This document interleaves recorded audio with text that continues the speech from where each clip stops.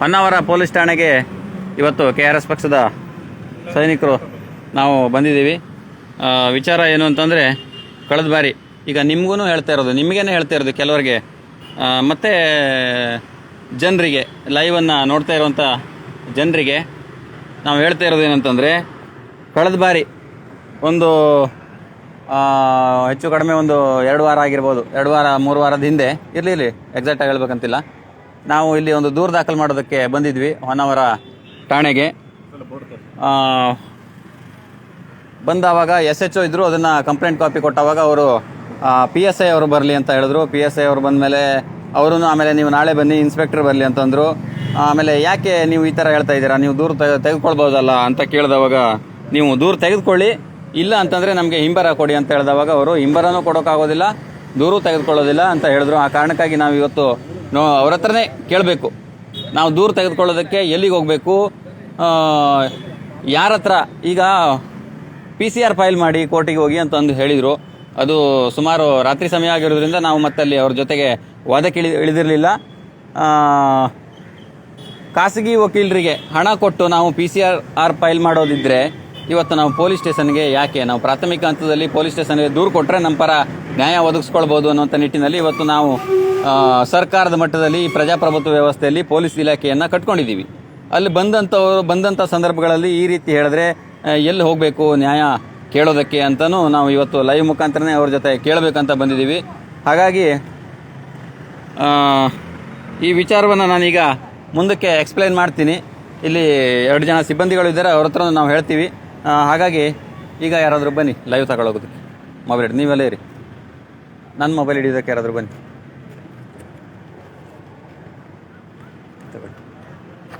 ನನ್ನ ಮೊಬೈಲ್ ಯಾರು ತಗೊಳ್ಳಿ ಬಂದ್ರಣ್ಣ, ಯಾರಾದರೂ ಬರ್ರಿ, ನೀವು ಬರ್ರಿ. ಗಣಪತಣ್ಣ ಹಿಡ್ಕೊಳ್ಳಿ, ಇದನ್ನು ನಿಮ್ಮ ಮೊಬೈಲ್ ಬೇರೆಯವ್ರಿಗೆ ಕೊಡಿ. ಸರಿ ತಗೊಳ್ಳಿ, ಪಟ ಬನ್ನಿ ಸರ್. ಬಾಟ್ಲ ಇರ್ತದೆ ಇದು, ಬನ್ನಿ ಬನ್ನಿ.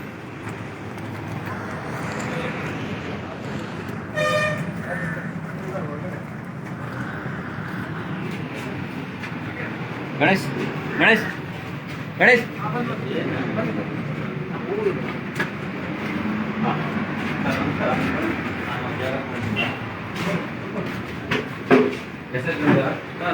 ನೀವೇ ಇದ್ದೀರಾ ಈಗ? ಆಯ್ತು, ಒಂದು ದೂರು ದಾಖಲು ಮಾಡೋದು ಕೊಡಿ.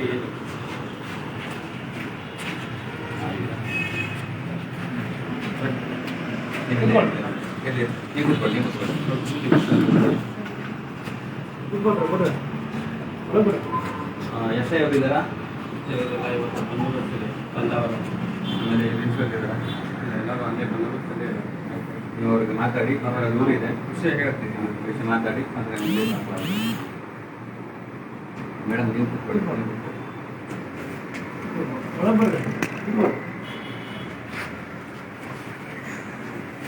ಗಣಪತಣ್ಣ ಬಾಟ್ಲಿ ನೀವು ಬಾಟ್ಲಿ ಕೊಡಿ.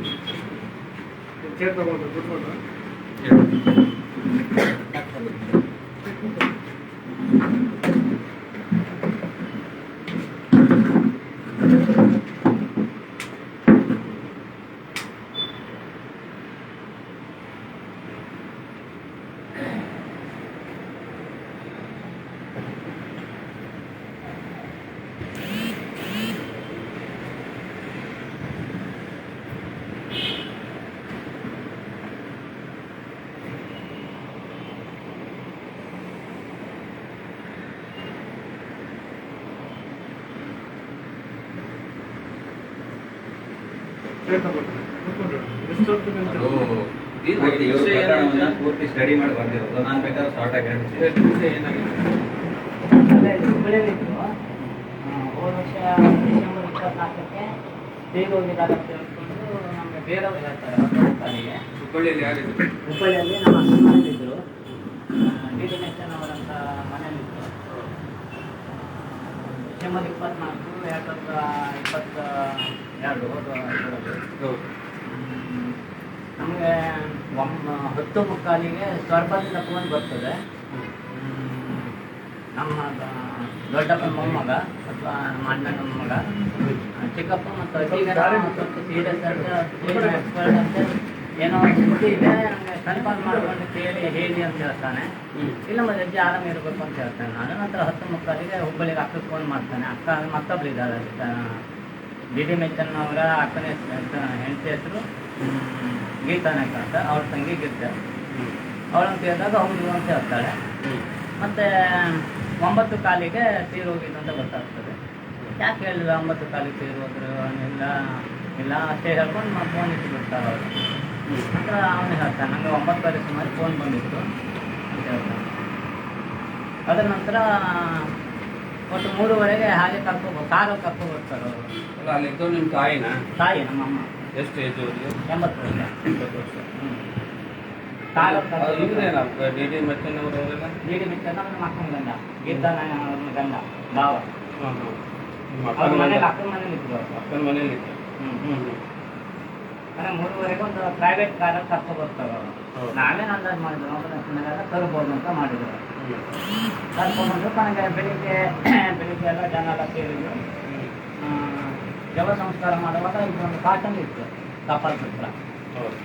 ನನಗೆ ಅದನ್ನು ಈಗ ಮಾಡಿದ್ರು ಕೈಲಿಕ್ಕೆ ಆಗಿಲ್ಲ.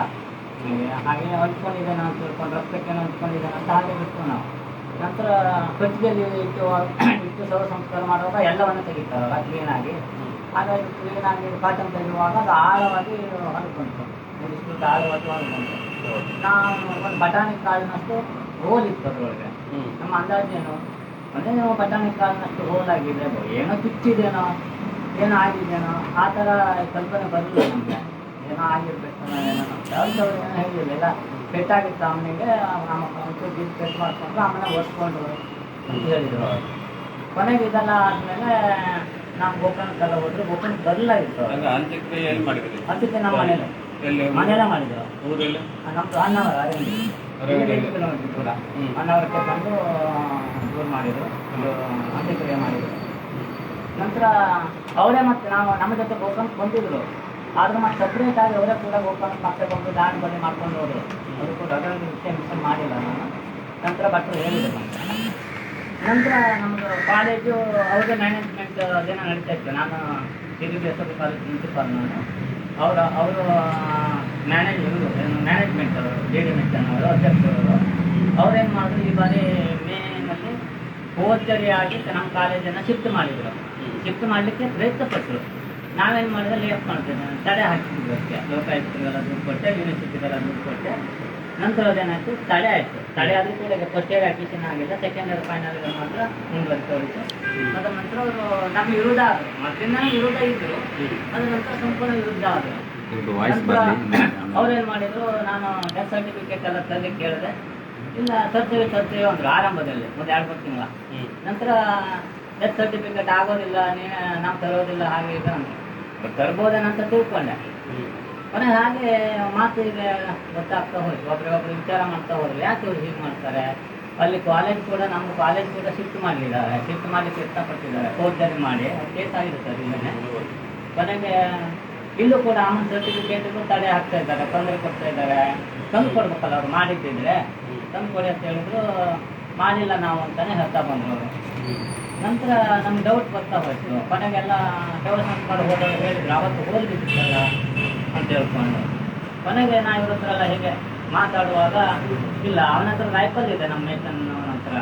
ಇಂಥೊಮ್ಮೆ ರೈಫಲ್ ನಾನು ನೋಡಿದ್ದೆ ಒಂದು 20 ವರ್ಷದಿಂದ. ಬಹುಶಃ ರೈಫಲ್ನಿಂದ ಗುಂಡು ಹಾಕಿದ್ದಾರೆ ನಾವು ಈ ರೀತಿ ಅಂದಾಜು ಮಾಡಿದ್ರು ನಾವು. ಶೂಟೌಟ್ ಇರ್ಬೋದೇನೋ ಅಂತ. ಅದನ್ನೆಲ್ಲ ತನಿಖೆ ಮೂಲಕ ಗೊತ್ತಾಗಬೇಕು. ಯಾಕಂದ್ರೆ ಅವ್ರು ಈವರೆಗೂ ಡೆತ್ ಸರ್ಟಿಫಿಕೇಟ್ ತಂದ್ಕೊಂಡಿಲ್ಲ. ನಾವು ಅಲ್ಲಿ ಹುಬ್ಬಳ್ಳಿ ಹೋಗಿ ಮಾಡ್ಲಿಕ್ಕೆ ಆಗೋದಿಲ್ಲ. ಮನೆ ಇರೋದು ಅವ್ರ ಮನೆ ಹುಬ್ಬಳ್ಳಿ ಹೋಗಿದ್ರು ಅಮ್ಮ. ಆಯ್ತು ಸರ್, ಈಗ ನಾನು ಹೇಳ್ತೀನಿ ಶಾರ್ಟಾಗಿ. ನೀವು ತುಂಬ ಲಾಂಗ್ ತಗೊಂಡು ಹೋಗ್ತಾರೆ, ಆದರೆ ಬೇಗ ಅರ್ಥ ಆಗೋದಿಲ್ಲ. ವಿಚಾರ ಏನು ಅಂತಂದರೆ, ಇವ್ರ ತಾಯಿಯವರು ಮಗಳ ಮನೆಯಲ್ಲಿ 2 ವರ್ಷ ಉಳ್ಕೊಂಡಿದ್ರು. ಉಳ್ಕೊಂಡಾಗ ಅವ್ರು ಡೆತ್ ಆದ ಸಂದರ್ಭದಲ್ಲಿ ಅಂದರೆ ನಾನು ಇವ್ರ ಹತ್ರ ಈ ಕೇಸನ್ನು ತಿಳ್ಕೊಂಡು ಸ್ಟಡಿ ಮಾಡಿ ಬರ್ದಿರೋ ಪ್ರಕಾರ ಶಾರ್ಟಾಗಿ ಹೇಳ್ತಿರೋದು. ಡೆತ್ ಆದಮೇಲೆ ಇವರಿಗೆ ಇವ್ರ ಸಂಬಂಧಿಕರಿಂದ ಫೋನ್ ಬರ್ತದೆ, ಡೆತ್ ಆದ ಮನೆಯಿಂದ ಫೋನ್ ಬರೋದಿಲ್ಲ. ಆವಾಗ ಇವರು ಅದೇ ಮನೆಗೆ, ಆ ತಾಯಿ ಉಳ್ಕೊಂಡಿರೋ ಮನೆಗೆ ಫೋನ್ ಮಾಡಿ ಕನ್ಫರ್ಮ್ ಮಾಡ್ಕೊಂಡ ನಂತರ ಮತ್ತೆ ಅವ್ರ ಕಡೆಯಿಂದ ಫೋನ್ ಮಾಡಿ ಈ ಥರ ಆಗಿದೆ, ನಾವು ಈ ಥರ ಆಗಿದೆ, ನಾವು ಬಾಡಿಯನ್ನು ತರ್ತೇವೆ ಅಂತ ಹೇಳಿದ್ರು. ರಾತ್ರಿ ಒಂದು 3 ಗಂಟೆಗೆ ಅದು ಒಂದು ಡೆಡ್ ಬಾಡಿಯನ್ನು ಯಾವುದಾದ್ರು ಒಂದು ಪರ್ಮಿಷನ್ ಇಲ್ಲದೆ ಖಾಸಗಿ ಕೆಲವೊಂದು ವಾಹನಗಳ ಮೇಲೆ ತಂದಿದ್ದಾರೆ. ಅದನ್ನು ಕೂಡ ಯಾವ್ಯಾವುದು ವಾಹನಗಳ ಬಗ್ಗೆ ಏನಾದ್ರು ಡೀಟೇಲ್ಸ್ ಇದೆಯಾ ನಿಮಗೆ? ಇದೆ, ಅದನ್ನ ನಿಮಗೆ ತನಿಖೆ ಸಂದರ್ಭದಲ್ಲಿ ಒದಗಿಸ್ತಾರೆ, ತೊಂದರೆ ಇಲ್ಲ. ಆಮೇಲೆ ಆ ರೀತಿ ತಂದಿದ್ದಲ್ಲದೆ ನೀವು ಇವರಿಗೆ ಅಂತ್ಯ ಸಂಸ್ಕಾರ ಮಾಡೋ ಸಂದರ್ಭದಲ್ಲಿ ಕೆಲವರು ನೋಡಿದವ್ರು ಇದಾರಂತೆ, ಅದು ಆಮೇಲೆ ಗೊತ್ತಾಗಿರೋದು. 3 ತಿಂಗಳಾದ್ರೂ ಡೆತ್ ಸರ್ಟಿಫಿಕೇಟ್ ಮಾಡಲಿಲ್ಲ ಅವರು. ಮಾಡಲೇಬೇಕಿತ್ತು. ಆರಾಮಿಂದ ಸತ್ರೆ ಆಸ್ಪತ್ರೆ ಮೂಲಕ ಸರ್ಟಿಫಿಕೇಟ್ ಆಗುತ್ತೆ, ಇಲ್ಲ ಅಂತಂದ್ರೆ ಸ್ಥಳೀಯ ಆಡಳಿತವೋ ಅಥವಾ ಯಾವ್ದಾದ್ರು ಗಮನಕ್ಕೆ ತಂದು ಸರ್ಟಿಫಿಕೇಟ್ ಆಗುತ್ತೆ. ಇವ್ರಿಗೆ ಅಗತ್ಯ ಆಗಿರ್ತದೆ ಡೆತ್ ಸರ್ಟಿಫಿಕೇಟ್. ಅಲ್ಲಿ ಕೇಸ್ ಆಗಿಲ್ಲ ತದನಂತರ ನಮ್ಗೆ ಗೊತ್ತಿಲ್ಲ, ಮೋಸ್ಟ್ಲಿ ಕೇಸ್ ಆಗಿಲ್ಲ. ಅಲ್ಲಿ ಕೇಸ್ ಆಗಿದ್ದಿದ್ರೆ ಹುಬ್ಳಿಯಲ್ಲಿ ಆಗಿದೆ. ಹೌದೌದು. ಆಮೇಲೆ 3 ತಿಂಗಳಾದ್ರೂ ಈತ ಡೆತ್ ಸರ್ಟಿಫಿಕೇಟ್ಗೂ ತೊಂದರೆ ಕೊಡ್ತಾ ಇದ್ದಾನೆ. ಅದಾದ್ಮೇಲೆ ಕಾಲೇಜಿನ ಅಸ್ತಿತ್ವ ಕಳೆಯೋದಕ್ಕೆ ಒಂದಿಷ್ಟು ಫೋರ್ಜರಿ ನಕಲಿ ಸಿಬ್ಬಂದಿಗಳನ್ನು ಸೃಷ್ಟಿ ಮಾಡಿ ಬೇರೆ ಬೇರೆ ರೀತಿಯ ಕೆಲಸ ಕಾರ್ಯಗಳನ್ನು ಮಾಡಿರೋದ್ರಿಂದ ಇವರಲ್ಲಿ ಒಂದಿಷ್ಟು ಜನರಲ್ಲಿ ಅನುಮಾನ ಬಂದು ಅವ್ರೇನ್ ಮಾಡಿರ್ತಾರೆ, ಅವರೆಲ್ಲ ಸೇರಿ ಚರ್ಚೆ ಮಾಡುವಾಗ ಆವಾಗ ಯಾರೋ ನೋಡಿದಂಥವ್ರು ಹೊರಗೆ ಹೇಳ್ತಾರೆ. ಆವಾಗ ಇವರು ಕಾಟನ್ ವಿಚಾರ ಹೇಳ್ತಾರಲ್ವಾ, ಆವಾಗ ಬಂದಿರೋರು. ಕೊನೆಗೆ ಇದು ಪೊಲೀಸ್ ಠಾಣೆಗೂ ಬಂದಿದ್ರಂತೆ ಇವರು ದೂರು ದಾಖಲು ಮಾಡೋದಕ್ಕೆ.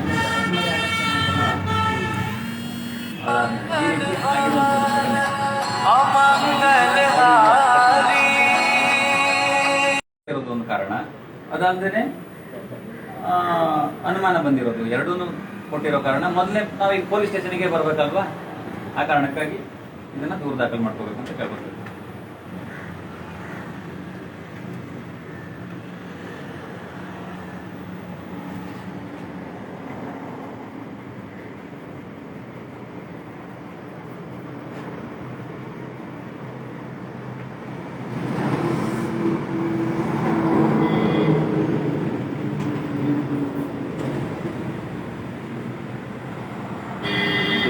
ಯಾವಾಗ 2022 ಡಿಸೆಂಬರ್ದಲ್ಲೇ ಆಗಿರೋದು. 23 ಮುಗಿತು, 24 ಸ್ಟಾರ್ಟ್ ಆಗಿದೆ.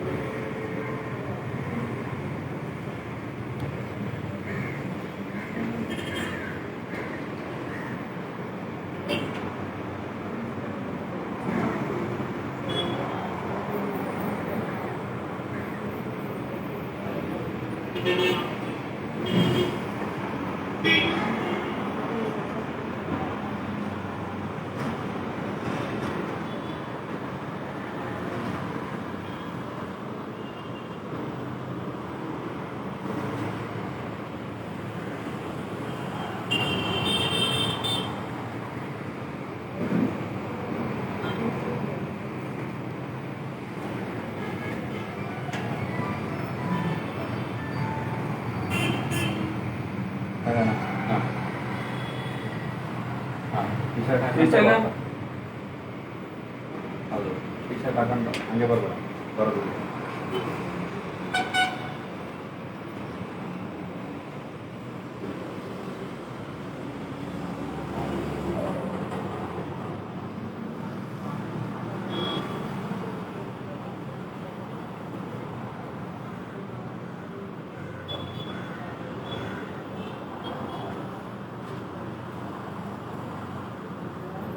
ಈಗಂದ್ರೆ ಮರಣ ಪ್ರಮಾಣ ಪತ್ರ ಸಿಗ್ತಾ ಇಲ್ಲ ಅಂತ ಹೇಳಿ ನಿಮ್ಮದು ಸಿಗ್ತಾ ಇಲ್ಲ. ಮತ್ತೆ ಅದು ಮರಣ ಪತ್ರಕ್ಕೆ ಯಾಕೆ ಲೇಟ್ ಮಾಡ್ತಾ ಇದ್ದಾರೆ, ಮತ್ತೆ ಇದೆಲ್ಲ ಕಾರಣ ಇರ್ಬೋದೇನೋ ಅಂತ, ಸಹಜ ಸಾಗಲ್ವೇನೋ ಅನ್ನೋ ನಮ್ಮ ಅನುಮಾನ. ಅದ್ರ ಬಗ್ಗೆ ಕುಲಪತಿ ತನಿಖೆ ಆಗ್ಬೇಕು.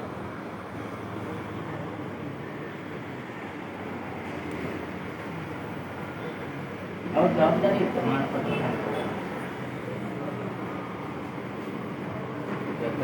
ಹುಬ್ಳಿ ಹೌದು. ಆಸ್ತಿ ಕಮ್ಮಿ. ಆಸ್ತಿ ಇದು ಆಸ್ತಿ ವಿಚಾರಕ್ಕೆ ಮಾಡಿರ್ತಾರೆ. ಅವರಿಗೆ ಹುಡುಗರಿಲ್ಲ, ಮದುವೆ ಆಗಿದ್ದಾರೆ, ತಾಯಿಯವರು ಇವ್ರ ಜೊತೆಗಿದ್ರು. ಅದೇ ಮುಂದಿನ ವಿಚಾರ ನಾವೇನು ಹೇಳೋದು ಬೇಡ. ಆದರೆ ಶ್ರೀಶೈಲ ನಮಸ್ಕಾರ ಸರ್. ಮೊದಲು ಮಾತಾಡ್ತಾರೆ. ಇದು KRS ಪಕ್ಷದವ್ರು ಬಂದಿರು ಸರ್. ಒಂದು ಪಾರ್ಟಿ ವತಿಯಿಂದ ಒಂದು ಕಂಪ್ಲೇಂಟ್ ಮಾಡಿದ್ದೆ. ಅದು 2022 ಸರ್. ಇವ್ರ ತಾಯಿ ಹುಬ್ಳಿಯಲ್ಲಿ ಇದ್ರಂತ, ಮಗಳ ಮನೆಯಲ್ಲಿದ್ದಾಗ ಅಲ್ಲೇನ ಡೆತ್ ಆಗಿದೆ ಅಂತ.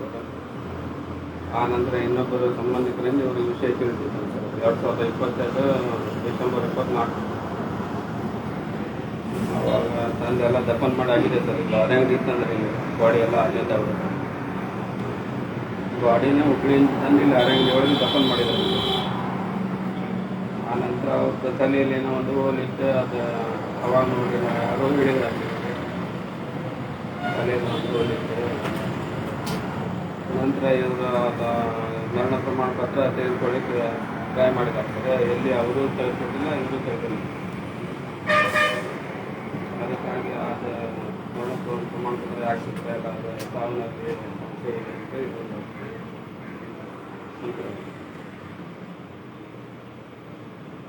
ಅದೇ ಅವರಿಗೂ ಗೊತ್ತಿಲ್ಲ ಸರ್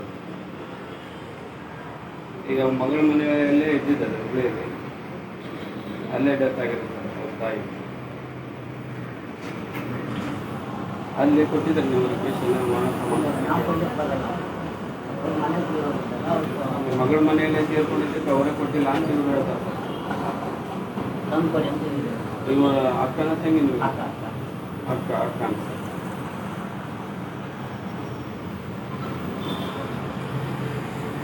ಅದೇ ಇವರು ಯಾರು ಪಟ್ಟಿಯವ್ರ ಜೊತೆ ಬಂದಿದ್ದಾರೆ ಘಟನಾ ಸ್ಥಳ ಎಲ್ಲ ಅಲ್ಲೇ ಘಟನೆ ಆಗಿರೋದು ಬಾಡಿ ದಫನ್ ಮಾಡಿದ್ದಾರೆ ಸರ್ ಅವಾಗ 2022 ಆಗಿದೆ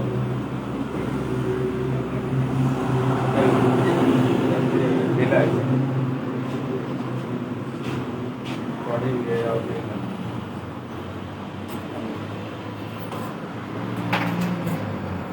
ಹೌದು ಸರ್ ಬಾಡಿ ಎಲ್ಲ ಈಗ 22 ಎಲ್ಲ ಇದಾಗಿದೆ ಈ ಕಂಪ್ನಿ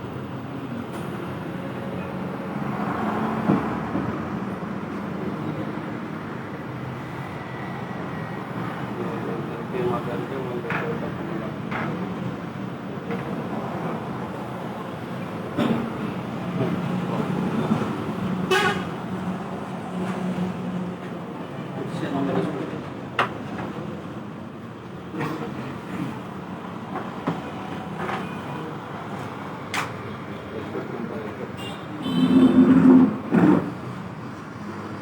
ಈಗ ದೂರ ದಾಖಲಾಗುತ್ತಲ್ಲ ಸರ್ ಈಗ ಹಾಂ ಒಂದು ಪಿಟಿಷನ್ ಮಾಡ್ಕೊಡ್ತೀವಿ ಪಿಟಿಷನ್ ಯಾಕಂದರೆ ಇದು 2022 ಆಗಿರುತ್ತಲ್ಲ ಹಾಂ ಈಗ FIR ಮಾಡೋದಕ್ಕೆ ಬರೋದು ಬೇಸಿಗೆ ಬಾಡಿ ಅಂತೂ ಘಟನಾ ಸ್ಥಳ ಎಲ್ಲ ಅಲ್ಲಿದೆ ಬಾಡಿ ದಫನ್ ಮಾಡಿ 2022 ಆಗಿದೆ ಇನ್ನೊಂದೇನೆಂದರೆ ಇಲ್ಲಿ ಕಾಲೇಜ್ ವಿಚಾರದಲ್ಲಿ ಫೋರ್ಜರಿ ಮಾಡಿದ್ದಾರೆ ಒಂದನೇದಾಗಿ ಅದರ ಜೊತೆಗೆ ಅಲ್ಲಿಂದ ಇವರಿಗೆ ಅನುಮಾನ ಪ್ರಾರಂಭ ಆಗಿರೋದು ಸಹಜ ಸಾವಲ್ಲ ಅಂತೇಳಿ ಆಮೇಲೆ ಈ ಅನುಮಾನಕ್ಕೆ ಪೂರಕವಾದ ಒಂದಿಷ್ಟು ಅವರು ಯಾವುದೇನೇ ಪರ್ಮಿಷನ್ ಇಲ್ಲದೇ ಗಾಡಿಗೆ ತಂದಿರೋದು ಅದಕ್ಕೆ ಸಂಬಂಧಪಟ್ಟಂತ ದಾಖಲಾತಿಗಳನ್ನೆಲ್ಲ ಕೊಡ್ತಾವ್ರೆ ಆ ಕಾರಣಕ್ಕಾಗಿ ಇದು FIR ಆಗ್ಬೋದಲ್ಲ ಸರ್ ಇದು ಪಿಟಿಷನ್ ಮಾಡೋದಲ್ಲ ಇದು ಆಂಬ್ಯುಲೆನ್ಸ್ ಮೇಲೂ ತರಲಿಲ್ಲ ಮತ್ತೆ ಯಾವುದಾದ್ರೂ ಒಂದು ಪೊಲೀಸ್ ಇನ್ಫಾರ್ಮೇಶನ್ ಮಾಡಿ ಏನೂ ತರಲಿಲ್ಲ ಯಾವುದನ್ನು ಪ್ರೊಸೀಜರ್ ಫಾಲೋ ಮಾಡಲಿಲ್ಲ ಇದು ಯಾರಿಗಾದ್ರೂ ಅನುಮಾನ ಬರುವಂಥದ್ದೇ ಪ್ರಕರಣ ಆ್ಯಕ್ಚುಲಿ 2022 ಆಗಿದೆ ಹಾಂ ನಿಮಗೂ ಗೊತ್ತಿದೆ ಹಾಂ ಎಲ್ಲ ಡೆತ್ ಆಗಿರೋದೆಲ್ಲ ಹುಬ್ಳಿಯಲ್ಲಿ ಆಗಿದೆ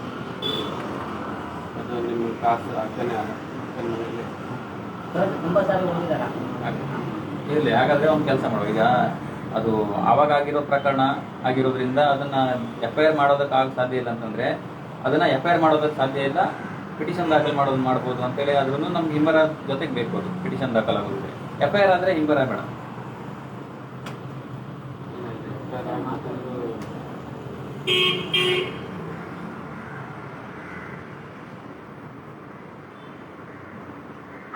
Here is to Satyendra Office, report officer location and the situation report 1700.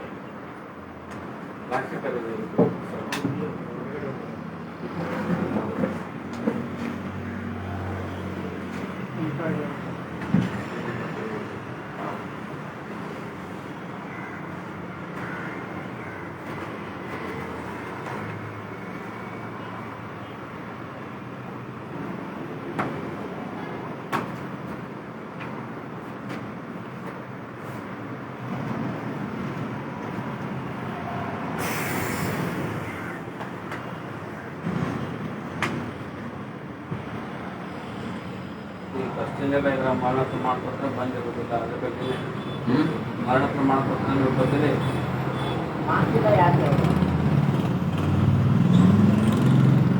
ಅವ್ರ ಮೇಲೆ ಸಂಶಯ ಇದೆ ಅವ್ರು ಯಾಕೆ ಮಾಡ್ತಿಲ್ಲ ಕಾಲೇಜನ್ನು ಈ ರೀತಿ ಮಾಡಿದ್ದಾರೆ ಮತ್ತು ಅಲ್ಲಿ ಗಾಯ ಇತ್ತು ಅವಾಗ ಅವರಿಗೆ ಮತ್ತು ಅವರೆಷ್ಟೆಲ್ಲ ಮಂದಿ ಇದ್ದಾರೆ ಅವ ಅಮೌಂಟ್ ತರಲಿಲ್ಲ ವಿಚಾರಣೆ ಮಾಡಿದ್ರೆ ಬಯಲಾಗುತ್ತೆ. ಅಂದರೆ ಇವರು ಅದು ಕೊಲೆನೇ ಅಂತ ಇವರು ಕಡ್ಡಾಯವಾಗಿ ಹೇಳ್ತಾನೂ ಇಲ್ಲ, ಆಗಿರ್ಲಬಹುದು ಅಂತೇಳಿ. ಈಗ ಕೊಲೆನೇ ಆದರೆ 302 ಅಪ್ಲೈ ಆಗುತ್ತೆ. ಅದನ್ನೇ 302 ಆಗಲಿಲ್ಲ ಅಂತಂದ್ರೂ ಅದಕ್ಕೆ FIR ದಾಖಲಾಗೋದಕ್ಕೆ ಯಾವೆಲ್ಲ ಸೆಕ್ಷನ್ಗಳು ಈ ವಿಚಾರಕ್ಕೆ ಬರ್ತಾವೋ ಅದನ್ನ ಅಪ್ಲೈ ಮಾಡಿ FIR ಆಗಬೇಕು ಅಂತೇಳಿ ಇವ್ರು ಹೇಳ್ತಾರೆ. ಅವಾಗ ಇವರಿಗೆ ಮುಂದಕ್ಕೆ ಏನಾದರೂ ನ್ಯಾಯ ಪಡ್ಕೊಳ್ಳೋದಕ್ಕೆ ಮುಂದುವರಿಯೋದಕ್ಕೆ ಸಹಾಯ ಆಗುತ್ತೆ.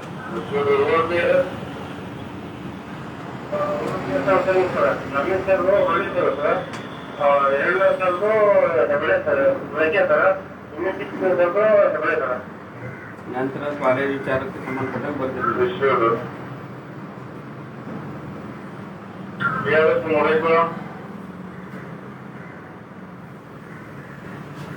ಅದು ಕೂಡ ಅಮ್ಮ ತೀರೋಗ್ಲಿಕ್ಕೆ ಅಂತ ಮತ್ತೆ ಆಸ್ತಿ ಮಾರಾಟ ಮಾಡೋಂತೆಲ್ಲ ಹೇಳಿದ್ರು. ಕಾಲೇಜ್ ನೀವೇನಿದ್ರಿ? ಪ್ರಿನ್ಸಿಪಲ್ ಕಾಲೇಜ್ ಯಾವ್ದು?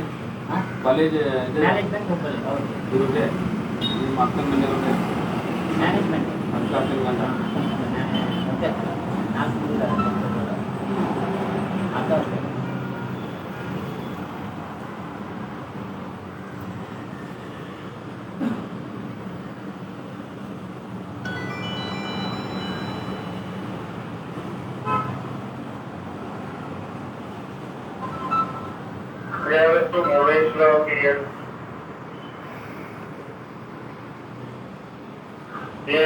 Monkey Piers.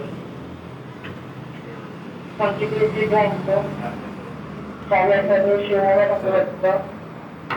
ಮತ್ತು ಕಾಲೇಜ್ ವಿಚಾರದಲ್ಲಿ ಬಂದಿದ್ದಾರೆ ಸರ್ ಅದರೊಳಗೆ. ಕಾಲೇಜಿಗೆ ಸಂಬಂಧಪಟ್ಟಂಗೆ ಸರ್ ಅವರು ಅಕ್ಕಂತ ಒಂದು ಕಾಲೇಜಿಗೆ ಅರೇಂಜ್ ಈ ಕಂಪ್ಲೇಂಟ್ ಕೊಡಕ್ಕೆ ಬಂದು ಪ್ರಿನ್ಸಿಪಾಲ್ ಆಗಿತ್ತು. ಕೊಡಕ್ಕೆ ಬಂದವರು ಇವರು ಅದಕ್ಕೆ ಪ್ರಿನ್ಸಿಪಾಲ್ ಆಗಿದ್ದಾರೆ. ಈಗ ಅದಕ್ಕೆ ಸಂಬಂಧಪಟ್ಟಂಗೆ ಒಂದು FIR ಮಾಡ್ರಿ ಅಂತ ಹೇಳ್ತಾರೆ.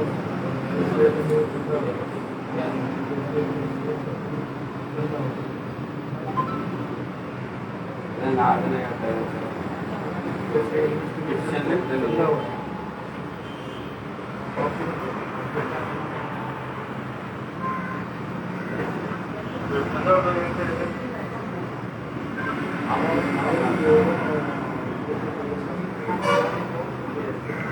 ಅದೆಲ್ಲ ಕಾಲೇಜಿಂದ ಇಲ್ಲ ಸರ್. ಅದು ತಾಯಿದೆಲ್ಲ ಡೆತ್ ಆಗಿರೋದು ಅಲ್ಲಿ ಹುಬ್ಬಳ್ಳಿ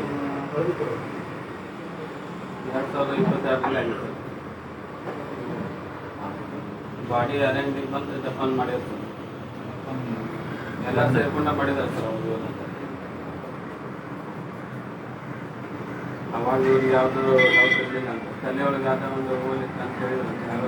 ಇವಾಗ ಅದ್ರ ಬಗ್ಗೆ ಬರ್ಕೊಂಡು ಬಂದಿದ್ದಾರೆ. ಮತ್ತು ಕಾಲೇಜಿಂದ ಏನೋ ಒಂದು ಇದೆ ಸರ್. ಇದೊಂದು ಪಾರ್ಟಿ ಇವರು ಅಕ್ಕಾರ ಅವ್ರು ಅಕ್ಕ ಹಾಕಲ್ಕಂಡ ಸರ್ ಅವರು ಕಾಲೇಜ್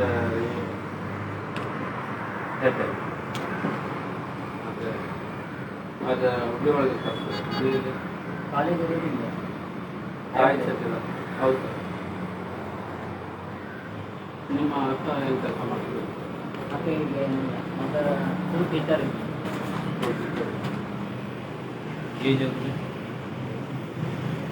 ಕಾಲೇಜ್ ಈಗ ಇವಾಗ ಅರೇಂಜ್ ಏನಿಲ್ಲ ಅದ ಸರ್ ಇದೆ ಮನೆ ಅಕೌಂಟ್ ಆಗಿದೆ. ನೀವು ಪ್ರಿನ್ಸಿಪಲ್ ಇದ್ದ ಇವಾಗ ಇನ್ನು ಪ್ರಿನ್ಸಿಪಲ್ ಇವಾಗಲೂ ಇದೆ.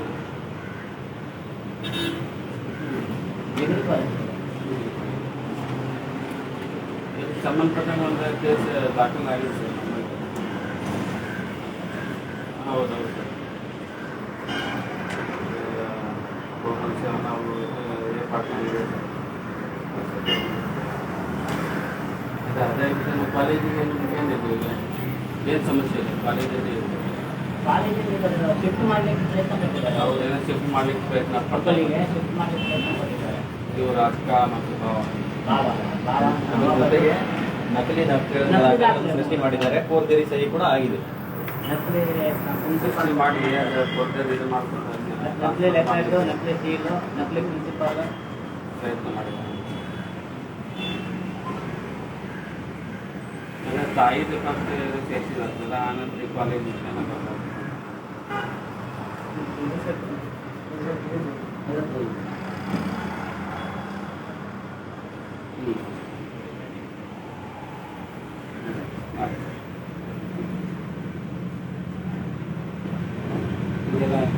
ಪಿಟಿಷನ್ ಎಲ್ಲ ಕಟ್ಟಿದ್ದೀವಿ, ಪಿಟಿಷನ್ ಮಾಡ್ಬೋದು.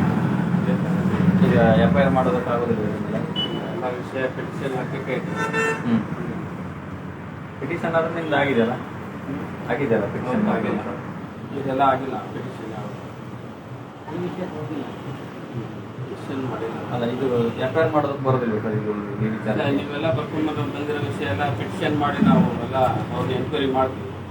ಅದಲ್ಲ ಸರ್, ಅಂದರೆ ಪಿಟಿಷನ್ಗಿಂತ ಇವರು ಕೇಳ್ತಾ ಇರೋದು FIR ದಾಖಲಾಗಿ ತನಿಖೆ ಆಗಲಿ ಅಂತ ಕೇಳ್ತಾ ಇದ್ದಾರೆ. ಅದಕ್ಕೆ ಪೂರಕವಾಗಿ ಕಂಪ್ಲೇಂಟ್ ಬರ್ದಿರೋದಿಲ್ಲ ಅಂತಂದ್ರೆ ಅದನ್ನ ಪೂರಕವಾಗಿ ಬರ್ಕೊಂಡು ಬರ್ತಾರೆ ಇವರು. ಬೇಕಾದ್ರೆ ಅಡ್ವೊಕೇಟ್ ಅಂತನೋ ಅಥವಾ ಇವ್ರ ಸ್ಟೇಟ್ಮೆಂಟ್ ಏನು ಬೇಕಾದ್ರೂ ಅವಾಗಲೇ ನೀವು ಕೊಟ್ಟಿದ್ರಿ, ನಾವು ಪಿಟಿಷನ್ ಕೊಡ್ತೀವಿ. ಇದನ್ನ FIR ಮಾಡೋದಕ್ಕೆ ಬರೋದಿಲ್ಲ. ವಿಷಯ ಎಲ್ಲ ಇದೆ. ಹಾಗಾದ್ರೆ ಒಂದು ಕೆಲಸ ಮಾಡಿ, ಇದು ಬೇಡ.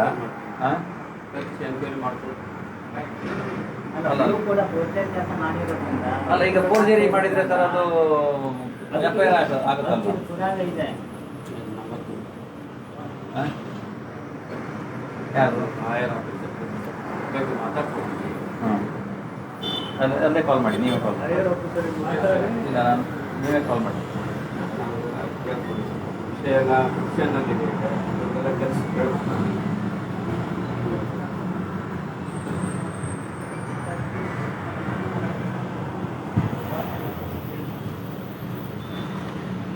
ಈಗ ನೀವು ಸಬ್ ಇನ್ಸ್ಪೆಕ್ಟರ್ ಫೋನ್ ಮಾಡಿರೋದಾ? ಸಿಗ್ತೈತೆ ಸರ್. ಎಲ್ಲಿದ್ದಾರೆ ಅವ್ರೀಗ? ಇದ ಬಂದೋಬಸ್ತ್ನಲ್ಲಿ ಇದ್ರ ಎಲ್ಲಿ? ಎಲ್ಲ ಚಂದವರ ಇದೆ ಇದೆ. ಅಲ್ಲ, ಈಗ ಇವರಿಗೆ ದೂರು ದಾಖಲಾಗಬೇಕು ಅಂತೇಳಿ ಇವರು ವಿಚಾರ ಇದ್ರೆ ಅದನ್ನು ದಾಖಲು ಮಾಡ್ಕೋಬೋದಲ್ಲ ಸರ್? ಅದು ಏನೇ ವಿಚಾರ ಇದ್ರೂ ಆಮೇಲೆ ತನಿಖೆ ಆಗುತ್ತೆ. ಇಲ್ಲ, ಪಿಟಿಷನ್ ಮಾಡ್ಕೊಳ್ತೀವಿ ಮತ್ತೆ. ಅಲ್ಲ, ಈಗ ಈಗಾಗಲೇ ಅದೊಂದು ಪಿಟಿಷನ್ ಆಗಿದೆ, ಪಿಟಿಷನ್ ಬೇಡ FIR ಮಾಡ್ಬೇಕು ಅಂತ ಇವ್ರು ಹೇಳ್ತಾ ಇರೋದು. ಇದ್ರ ಮೇಲೆ ಪಿಟಿಷನ್ FIR ಮಾಡೋದಕ್ಕೆ ಆಗುದಿಲ್ಲ ಅಂದ್ರೆ ಅದನ್ನ ಬರ್ಕೊಡಿ, ನಾವು ನಿಂಬರ್ ಕೊಡಿ, ತೊಂದರೆ ಇಲ್ಲ. ಆಮೇಲೆ ಬೇರೆ ಬೇರೆ ಏನ್ ಬೇಕಾದ್ರೆ ಇವ್ರು ಬರ್ಕೊಂಡು ಬರ್ತಾರೆ, ಯಾವ ತರ ಬೇಕೋ ಅದನ್ನ ಬೇಕಾದ್ರೆ ಬರ್ಕೊಂಡು ಬರ್ತಾರೆ. ಅಲ್ಲ, ಇದನ್ನ ನಾವು ಪಿಟಿಷನ್ ಮಾಡ್ಕೊಂಡೆ ಇದು ಮಾಡ್ತೀವಿ. ಎನ್ಕ್ವೈರಿ ಮಾಡ್ಕೊಂಡು ಆನಂತರ ನಿಂಬರ ಕೊಡ್ತೀವಿ. ಇಲ್ಲ ಸರ್, ಅಲ್ಲಿ ಎಂಕ್ವೈರಿ ತುಂಬ ಲೇಟ್ ಆಗಿದೆ. ಯಾವುದು ಕಾಲೇಜ್ ವಿಷಯದಲ್ಲಿ ತುಂಬ ಲೇಟ್ ಆಗಿದೆ. ಕಾಲೇಜ್ ವಿಷಯದಲ್ಲಿ ಕೂಡ ತುಂಬ ಲೇಟ್ ಆಗ್ತದೆ. ಇನ್ನೂ ವಿಚಾರಣೆಗೆ ಹೋಗ್ತಾ ಇಲ್ಲ. ಇನ್ನು FIR ಮಾಡಲಿಕ್ಕೆ ನಾವು 3-4 ತಿಂಗಳು ಕಟ್ಕೊಂಡಿದ್ದಾರೆ. ನಾವು ಪ್ರೈವೇಟ್ ಕಂಪ್ನಿ ಮಾಡಿದ್ದೆ. ನೀವು ಮಾಡಿದ್ದೀರಿ? ಯಾವುದು ಇರೋದಲ್ಲ, ಅದನ್ನು ಕಾಲೇಜಿಂದ ಪ್ರೈವೇಟ್ ಕಂಪ್ನಿ ಮಾಡಿದ್ದೆ. ಲೇಟ್ ಆಗ್ತಾ ಉಂಟು ಈಗ. ಅದು ಕೂಡ ಈಗ FIR ಆಗಿದೆ 3 ತಿಂಗಳ ನಂತರ. ಇನ್ನು ಡಾಕ್ಯುಮೆಂಟ್ ಆಗಿಲ್ಲ. ನಾನು ಡಾಕ್ಯುಮೆಂಟ್ ಒಮ್ಮೆ ಡಾಕ್ಯುಮೆಂಟ್ ಕೊಡ್ತೇನೆ, ಇವತ್ತು ಮತ್ತೆ ಕೊಡ್ತೇನೆ, ಮತ್ತೊಮ್ಮೆ ಕೊಡಿ ಅಂತ ಹೇಳಿದ್ದಾರೆ. ಅವತ್ತು ವಕೀಲ ಸಮೇತ ನಾನು ಬಂದು ಡಾಕ್ಯುಮೆಂಟ್ ಎಲ್ಲ ಕೊಟ್ಟಿದ್ದೇನೆ. ಅದೇ ಥರ ಕರ್ಕೊಂಡು ಮತ್ತೊಂದು ಕೊಟ್ಟಿದ್ದಾರೆ. ಮತ್ತೆ 11 ಮಾಡಿ 11 ಡಾಕ್ಯುಮೆಂಟ್ ಕೊಡಿ ಅಂತ ಕೊಟ್ಟಿದ್ದಾರೆ. ಅದನ್ನು ತಂದಿದ್ದೇನೆ, ಅದು ಕೂಡ ಕೊಡ್ತೇನೆ. ನಂಗೆ 6ನೇ ತಾರೀಕು ಕೊಟ್ಟು 8ನೇ ತಾರೀಕು ನಾವು ಕೊಡ್ಲಿಕ್ಕೆ ಹೇಳಿದ್ರು. ಬೆಳಕೊಂಡು 10 ದಿನ ಆದರೂ ಟೈಮ್ ಕೊಡಬೇಕು ನನಗೆ. ನಾನು ಇವತ್ತು ಬರ್ಕೊಂಡು ಬಂದಿದ್ದೇನೆ. ಅದು ಕೊಡ್ತೇನೆ. ಈಗ ಕಾಲೇಜಿನ ವಿಷಯದಲ್ಲಿ ಡಾಕ್ಯುಮೆಂಟ್ ತುಂಬ ಡಿಲೇ ಆಗ್ತಾ ಉಂಟು. ಈಗ ಆಲ್ರೆಡಿ ಒಂದು ಕೇಸ್ ಆಗಿದೆ, ಅದು ಬೇರೆ ಕಾಲೇಜ್ ಸಂಬಂಧಪಟ್ಟಂಗೆ ನೀವು ಬಂದಿದ್ದೀರಲ್ಲ. ಅಂದ್ರೆ ಪಿಟಿಷನ್ ಆಗಿದ್ದಾಗ ಅದ್ರದ್ದು ಇವರಿಗೆ ನ್ಯಾಯ ಸಿಗುವ ರೀತಿಯಲ್ಲಿ ಹೋಗ್ಲಿಲ್ಲ, ದೂರು ದಾಖಲಾಗಬೇಕು ಅಂತ ಹೇಳ್ತಾ ಇರೋದು ಇವರು. ಹಾಗೇನೆ ಈಗ ಯಾವುದು ನಿಮ್ ಪಿಟಿಷನ್ ಆದ್ರೆ ಓಕೆನಾ, FIR ಆಗ್ಬೇಕಾ? FIR ಅದನ್ನ ಹೇಳಿ ನೀವು ಕರೆಕ್ಟ್ ಆಗಿ. ಹಳೆ ಕಥೆ ಹರಿಕತೆ ಎಲ್ಲ ಯಾಕೆ ಅಂತ ಯಾಕಂದ್ರೆ ಅವ್ರು ಅಷ್ಟೆಲ್ಲ ಬಂದು ಮಧ್ಯರಾತ್ರಿಯಲ್ಲಿ ಅಲ್ಲಿ ಮತ್ತೆ ಇನ್ನೊಬ್ಬ ನನ್ನ ತಮ್ಮನ ಇನ್ನೊಂದು ಮನೆ ಇದೆ, ಅಲ್ಲಿಂದ 50 ಮೀಟರ್ ಅಂತರದಲ್ಲಿದೆ. ಅವನಿಗೆ ಹೇಳಲೇ ಇಲ್ಲ. ಯಾಕೆ ಅವನಿಗೆ ಹೇಳಿಲ್ಲ ವಿಷಯನ? ಅಲ್ಲೇ ಇದ್ರು ಕೂಡ ಅನುಮಾನಾಸ್ಪದವಾಗಿದೆ. ಏನು ಸರ್ ಅದು? ನನಗೆ ಸುದ್ದಿ ಗೊತ್ತಾದ್ರೆ ಅವನಿಗೆ ಸುದ್ದಿ ಗೊತ್ತಾಗಿದೆ.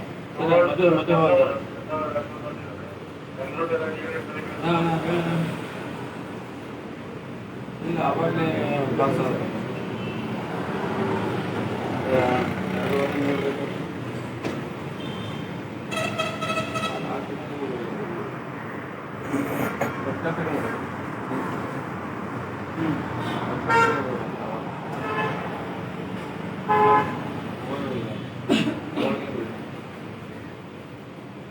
ನಮ್ಮ ಓದಿಲ್ಲ.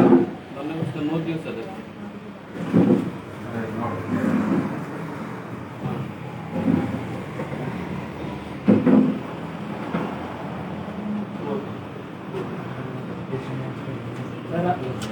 ಸರ್ ಅಲ್ಲಿ ನನ್ನ ಇನ್ನೊಬ್ಬ ತಮ್ಮ ಇದ್ದಾನೆ, ಅದರ ಅಕ್ಕನಿಗೂ ಕೂಡ ತಮ್ಮ ಅವನ ಮನೆ 50 ಮೀಟರ್ ಅಂತರದಲ್ಲಿದೆ, ಹುಬ್ಬಳ್ಳಿಯಲ್ಲೇ.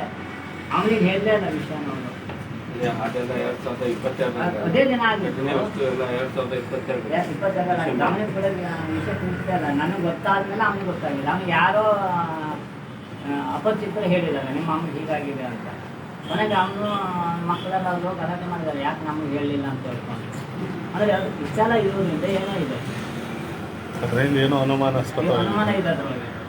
ಅಲ್ಲಿಂದ ಅಲ್ಲಿದ್ದಾನೆ ಸರ್ 5 ನಿಮಿಷದ ದಾರಿ ಅದೇ 2022 ಆಗಿತ್ತಲ್ಲ ಆಗಲಿ 22 ಆದ್ರೆ ತೊಂದರೆ ಇಲ್ಲ ಸರ್. ನಾವು ಬೇಗ ಬಂದಿದ್ದೇವೆ, ಲೇಟ್ ಆಗಿಲ್ಲ. ಇಲ್ಲಿವರೆಗೆ ಯಾವುದು ಕಂಪ್ಲೇಂಟ್ ಏನು ಮಾಡಿಲ್ಲ ನಾವು. ಡೆತ್ ಸರ್ಟಿಫಿಕೇಟಿಗೆ ವೇಟ್ ಮಾಡ್ತಾ ಹೋದ್ವಿ ನಾವು, ತಂದು ಕೊಡ್ಬೋದು ಅಂತ.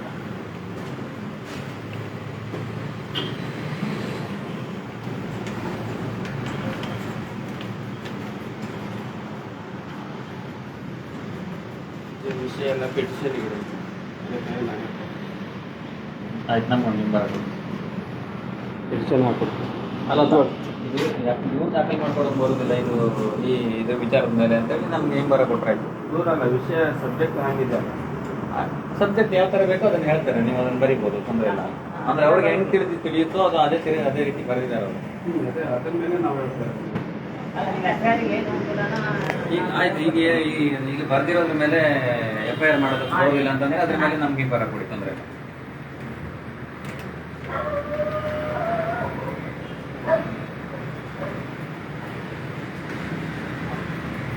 ಲೇಟ್ ಮಾಡಿ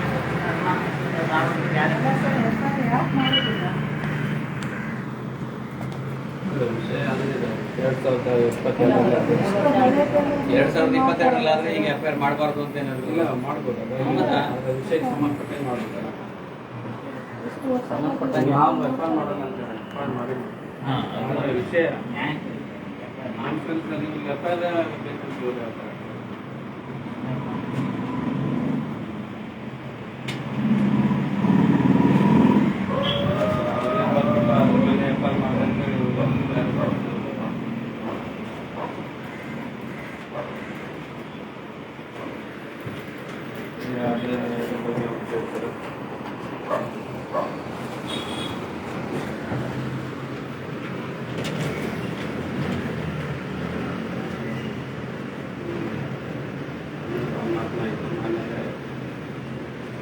ನನ್ನ ತಾಯಿಗೆ ಸಾವಿನ ನಂತರ ಮರಣ ಪ್ರಮಾಣ ಪತ್ರಕ್ಕೆ ಅರ್ಜಿ ಮಾನ್ಯರೇ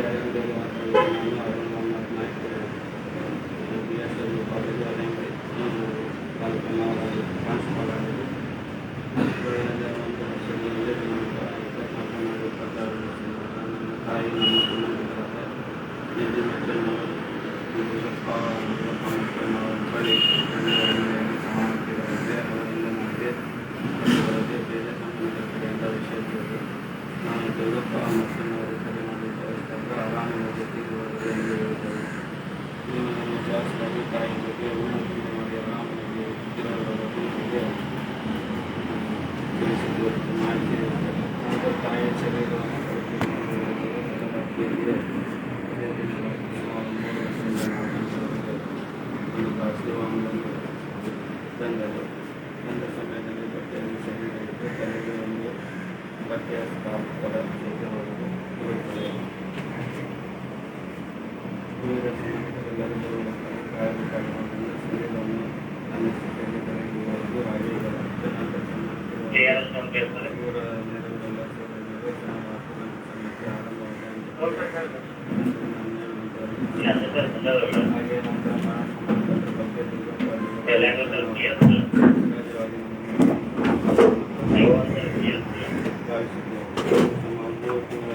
ಬಗ್ಗೆ ಪ್ರಮಾಣಪತ್ರ ಬಂದಿರಲಿಲ್ಲ. ಈ ಬಗ್ಗೆ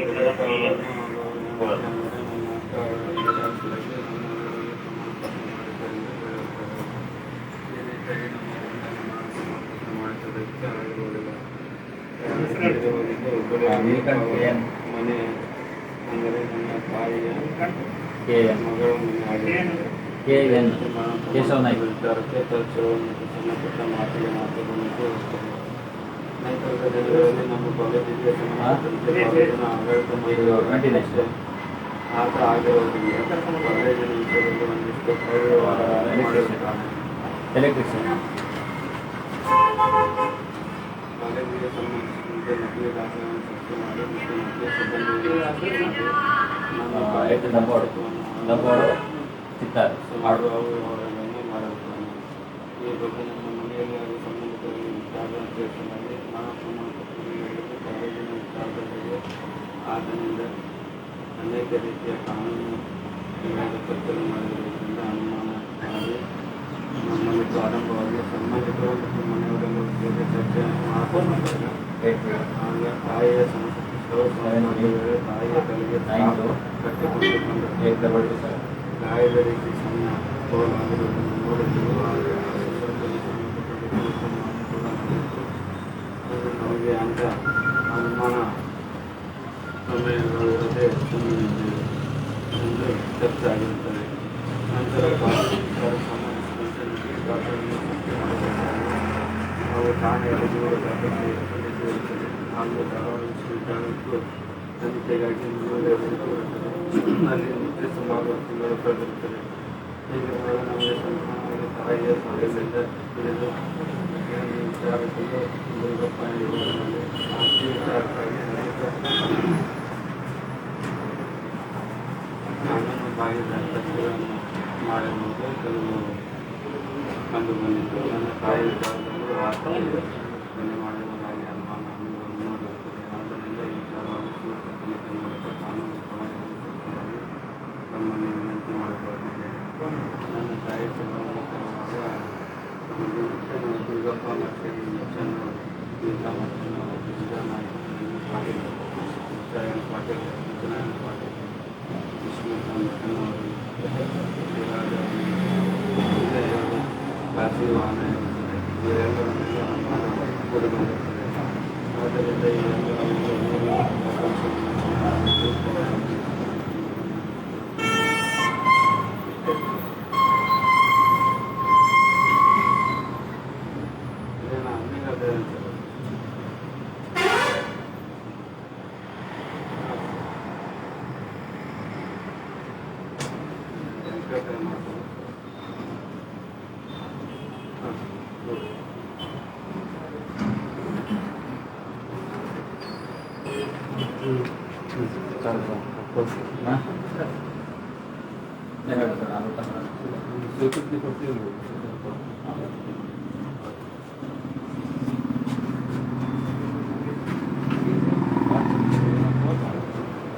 ಇಲ್ಲ ಎಕ್ಸ್ಪ್ಲೈನ್ ಮಾಡೋದಕ್ಕೆ ನೋಡ್ತಿರ್ತಾರೆ.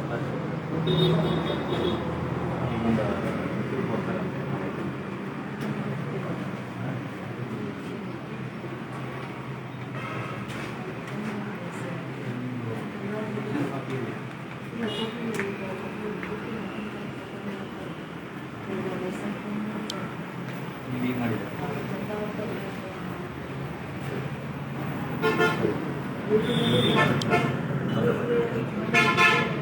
ನಾವು ಕಾಣಿಸ್ಕೊಳ್ಬೋದು.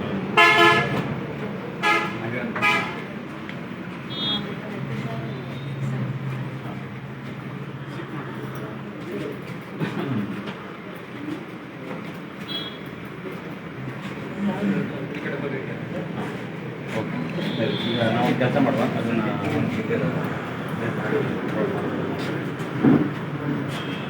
ಒಂದು ಸ್ವಲ್ಪ ನೀವು ಇಲ್ಲೇ ಈಗ ಸರ್, ಈಗ ಯಾವ್ದ್ರದ್ದು ನಮಗೆ ಸ್ವೀಕೃತಿ ಕೊಡೋದು? ಒಂದು ಎಫೆಕ್ಟ್ ಮಾಡ್ಕೊಂಡೆ ಕೊಡ್ತೀವಿ. FIR ಮಾಡಿ. ಎಲ್ಪೆಟ್ ಅಂದರೆ ಯಾವುದು? ಅಂದರೆ ಅದೇ ಸ್ವೀಕೃತಿ ಮಾಡ್ಕೊಂಡು ಸ್ವೀಕೃತಿ ಎಲ್ಲ ಹೇಳಿದ್ದೇವೆ. ಹಾಂ, ಮುಂದೆ ಹೇಳಿದ್ದೇವೆ. ಆಗಲ್ಲ. ಈಗ ದೂರು ದಾಖಲಾಗುತ್ತೋ ಅಥವಾ ನಾವು ಈಗ ಕೊಟ್ಟರೆ ಅದು ಕೇವಲ ಮನವಿ ಪ್ರಕರಣ ಅಂತ ಕನ್ಸಿಡರ್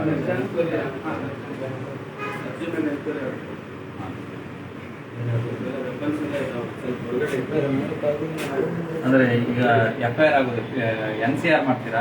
ಅರ್ಜಿ ದಾಖಲು ಮಾಡೋದು.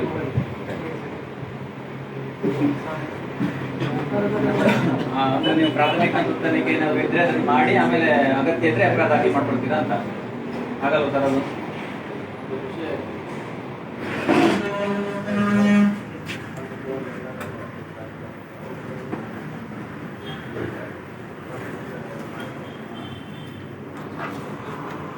ಅಲ್ಲ, ಅವ್ರ ಕಡೆಯಿಂದ ಆಗಿರೋದು ಗೊತ್ತಿದೆ.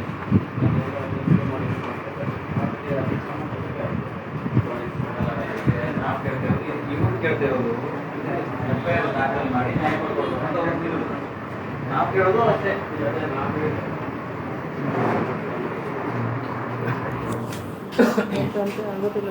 ಮತ್ತೆ ಇನ್ನೊಂದು ಅಂದ್ರೆ ನಾವು ಸ್ಪಷ್ಟವಾಗಿ ಕೇಳ್ತಿರೋದು FIR ಆಗೋದಿಲ್ಲ ಅಂತಂದ್ರೆ ಬೇಡ, ನಾವು ತಗೊಂಡು ಹೋಗ್ತೀವಿ, ಅದನ್ನ ನಾವು ಹೇಳ್ಬೋದು. ಅದಲ್ವಾ FIR ಆಗೋದಿಲ್ಲ ಅಂತಂದ್ರೆ ಬೇಡ, ಕಂಪ್ಲೇಂಟ್ ಕೊಡೋದಿಲ್ಲ, ಅವ್ರು ನಾವು ಹೋಗ್ತಾರೆ.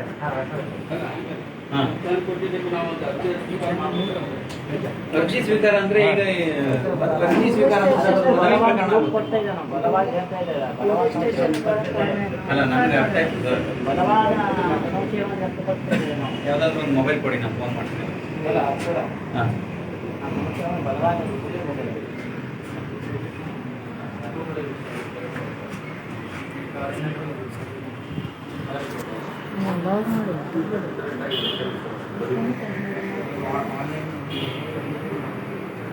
ಈಗ ಪಿಟಿಷನ್ ಮಾಡಿ NCR ಮಾಡ್ತೀರಾ? NCR ಅಲ್ಲ ಸರ್, FIR ಮಾಡೋದು FIR ಮಾಡಿದ್ವಿ. ಈಗ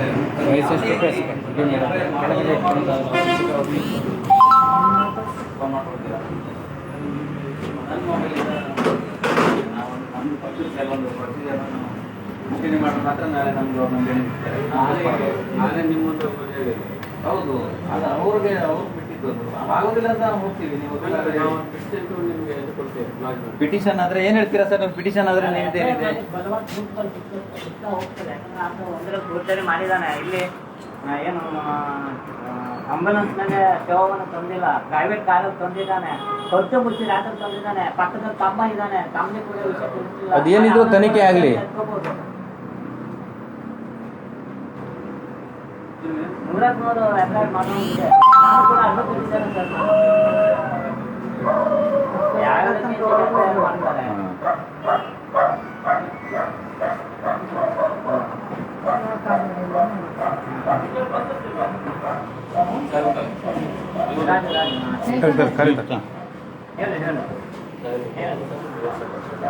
ಅಲ್ಲೇ ಇದು ಮಾಡ್ತೀರಿ? ಬರ್ತಾರಾ? ನಾವು ಹೊರಗಡೆ ಅಲ್ಲಿ ಎರಡನೇದು ತಾಯಿ ಅವತ್ತು ಗಂಡ ನಾವು ಯಾವುದೇ ಆಗಲಾಗಿಲ್ಲ ನಮ್ಮದು. ಈಗ ಅವ್ರು ಬಂದ್ರೆ ಏನ್ ಹೇಳ್ತಾರೆ? ನೀವು ಮತ್ತೆ ಏನು ಹೇಳ್ತೀರಿ ಅದ್ರ ಮೇಲೆ FIR ಡಿಪೆಂಡ್ ಅವ್ರು ಬಂದ್ರೆ ನಾವು ಅಲ್ಲಿ ಬರ್ತೀವಿ. ಏನು ಮಾಡೋದು?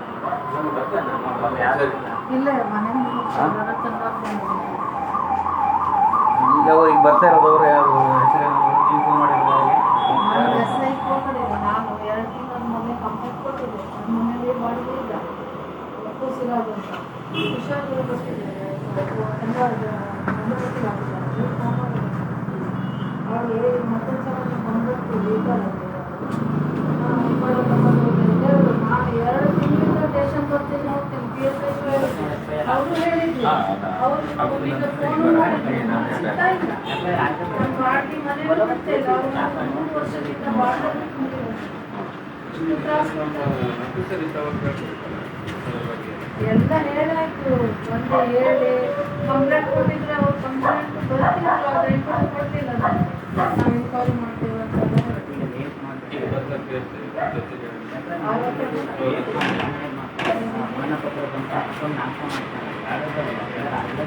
ನೀವು ಅದನ್ನ ಅವ್ರ ಹತ್ರ ಹೇಳ್ಬೇಕಿದ್ರೆ ಸ್ಟ್ರಾಂಗ್ ಹೇಳ್ಬೇಕು. ನೀವು ಹೇಳಬೇಕಿದ್ರೆ ಇಲ್ಲ ಸರಿಕತೆ ಹೇಳ್ತೀವಿ. ಖಡಕ್ ಆಗಿ ನಮ್ಗೆ ಹಿಂಗೆ ಆಗ್ಬೇಕು ಅಂತ ಹೇಳಿದ್ರೆ ನಾವು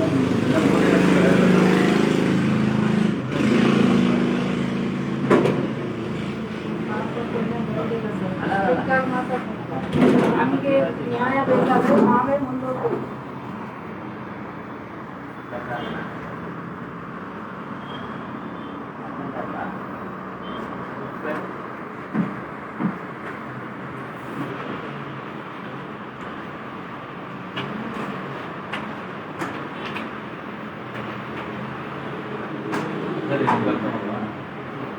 ಆಯ್ತು. ಹಾಗಾದ್ರೆ ಈಗ ನಾವು ಅವ್ರು ಬಂದ ಮೇಲೆ ಬರ್ತೀವಿ ಸರ್.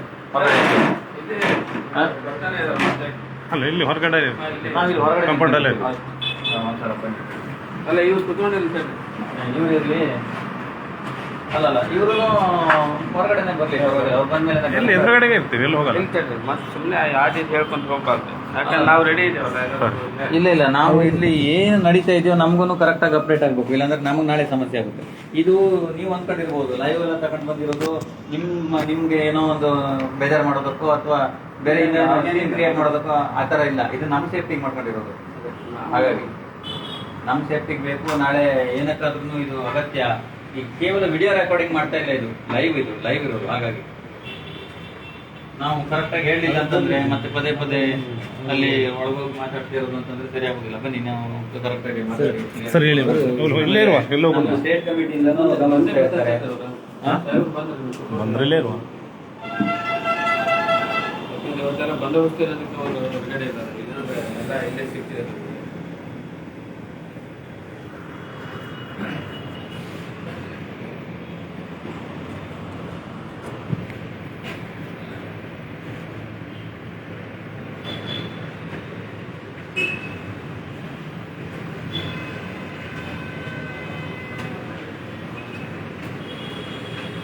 ಯಾತ್ರೆಗೆ ಕಾರಣವಿಲ್ಲದೆ ಕೇಸ್ಗಳನ್ನು ಕೆಲಸ ಮಾಡೋದು, ಕ್ಲೋಸ್ ಮಾಡೋದು. ಏನಾದ್ರು ನೋಡ್ತಾ ಇದ್ದಾರೆ? ಒಂದು ನಿಮಿಷ ಬಿಡಿ.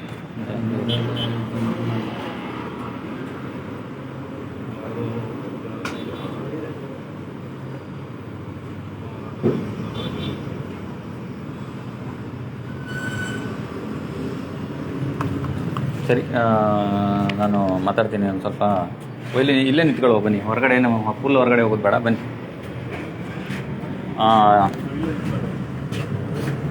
ಎಲ್ರಿಗೂ ನಮಸ್ಕಾರ. ನೀವೆಲ್ಲ ನೋಡ್ತಾ ಇದ್ದೀರಾ? ಬನ್ನಿ ಗಣಪತಣ್ಣ, ಒಂದೆರಡು ಜನ ಇಲ್ಲಿ ಬರ್ರಣ್ಣ, ನನ್ನ ಹತ್ರ ಬನ್ನಿ. ನೀವು ಇಲ್ಲಿ ತಗೊಳ್ಳಿ. ಹಾಂ, ಇಟ್ಕೊಳ್ಳಿ. ಮತ್ತು ಮಧ್ಯೆ ಏನು ಪ್ರೆಸ್ ಮಾಡಬೇಡಿ. ನೀವೀಗ ನೋಡ್ತಾ ಇದ್ದೀರಾ ಈಗಾಗಲೇ. ಇದು ನಾವೀಗ ಒಂದು ದೂರು ದಾಖಲು ಮಾಡ್ಕೊಳ್ಳೋದಕ್ಕೆ ಹರಸಾಹಸ ಪಡ್ತಾ ಇರುವಂಥ ಸನ್ನಿವೇಶಗಳು. ಕಳೆದ ಬಾರಿ ನಾನೇನೆ ಬಂದಿದ್ದೀನಿ. ಈಗ ಸ್ವಲ್ಪ ದಾರಿ ಬಿಟ್ಟು ಬನ್ನಿ. ಆಮೇಲೆ ಅವರು ಮೇಡಮ್ ಸ್ವಲ್ಪ ಈ ಕಡೆ ಬನ್ನಿ, ದಾರಿ ಬಿಟ್ಟಿರಿ. ನೀವು ಈ ಕಡೆ ಬರೋಣ. ಟಿ ಶರ್ಟ್ ಹಾಕೊಂಡಿದ್ದು ಸಂಜೆ ಕಡೆ ಬನ್ನಿ. ಮೊನ್ನೇನು ಬಂದವಾಗ ನಾನು ಮತ್ತೆ ಇವರು ಸರ್ವರ್ ಅವರು ಎಲ್ಲಿದ್ದಾರೆ? ಪ್ರಿನ್ಸಿಪಲ್ ಒಳಗಡೆ ಇದ್ದಾರಾ?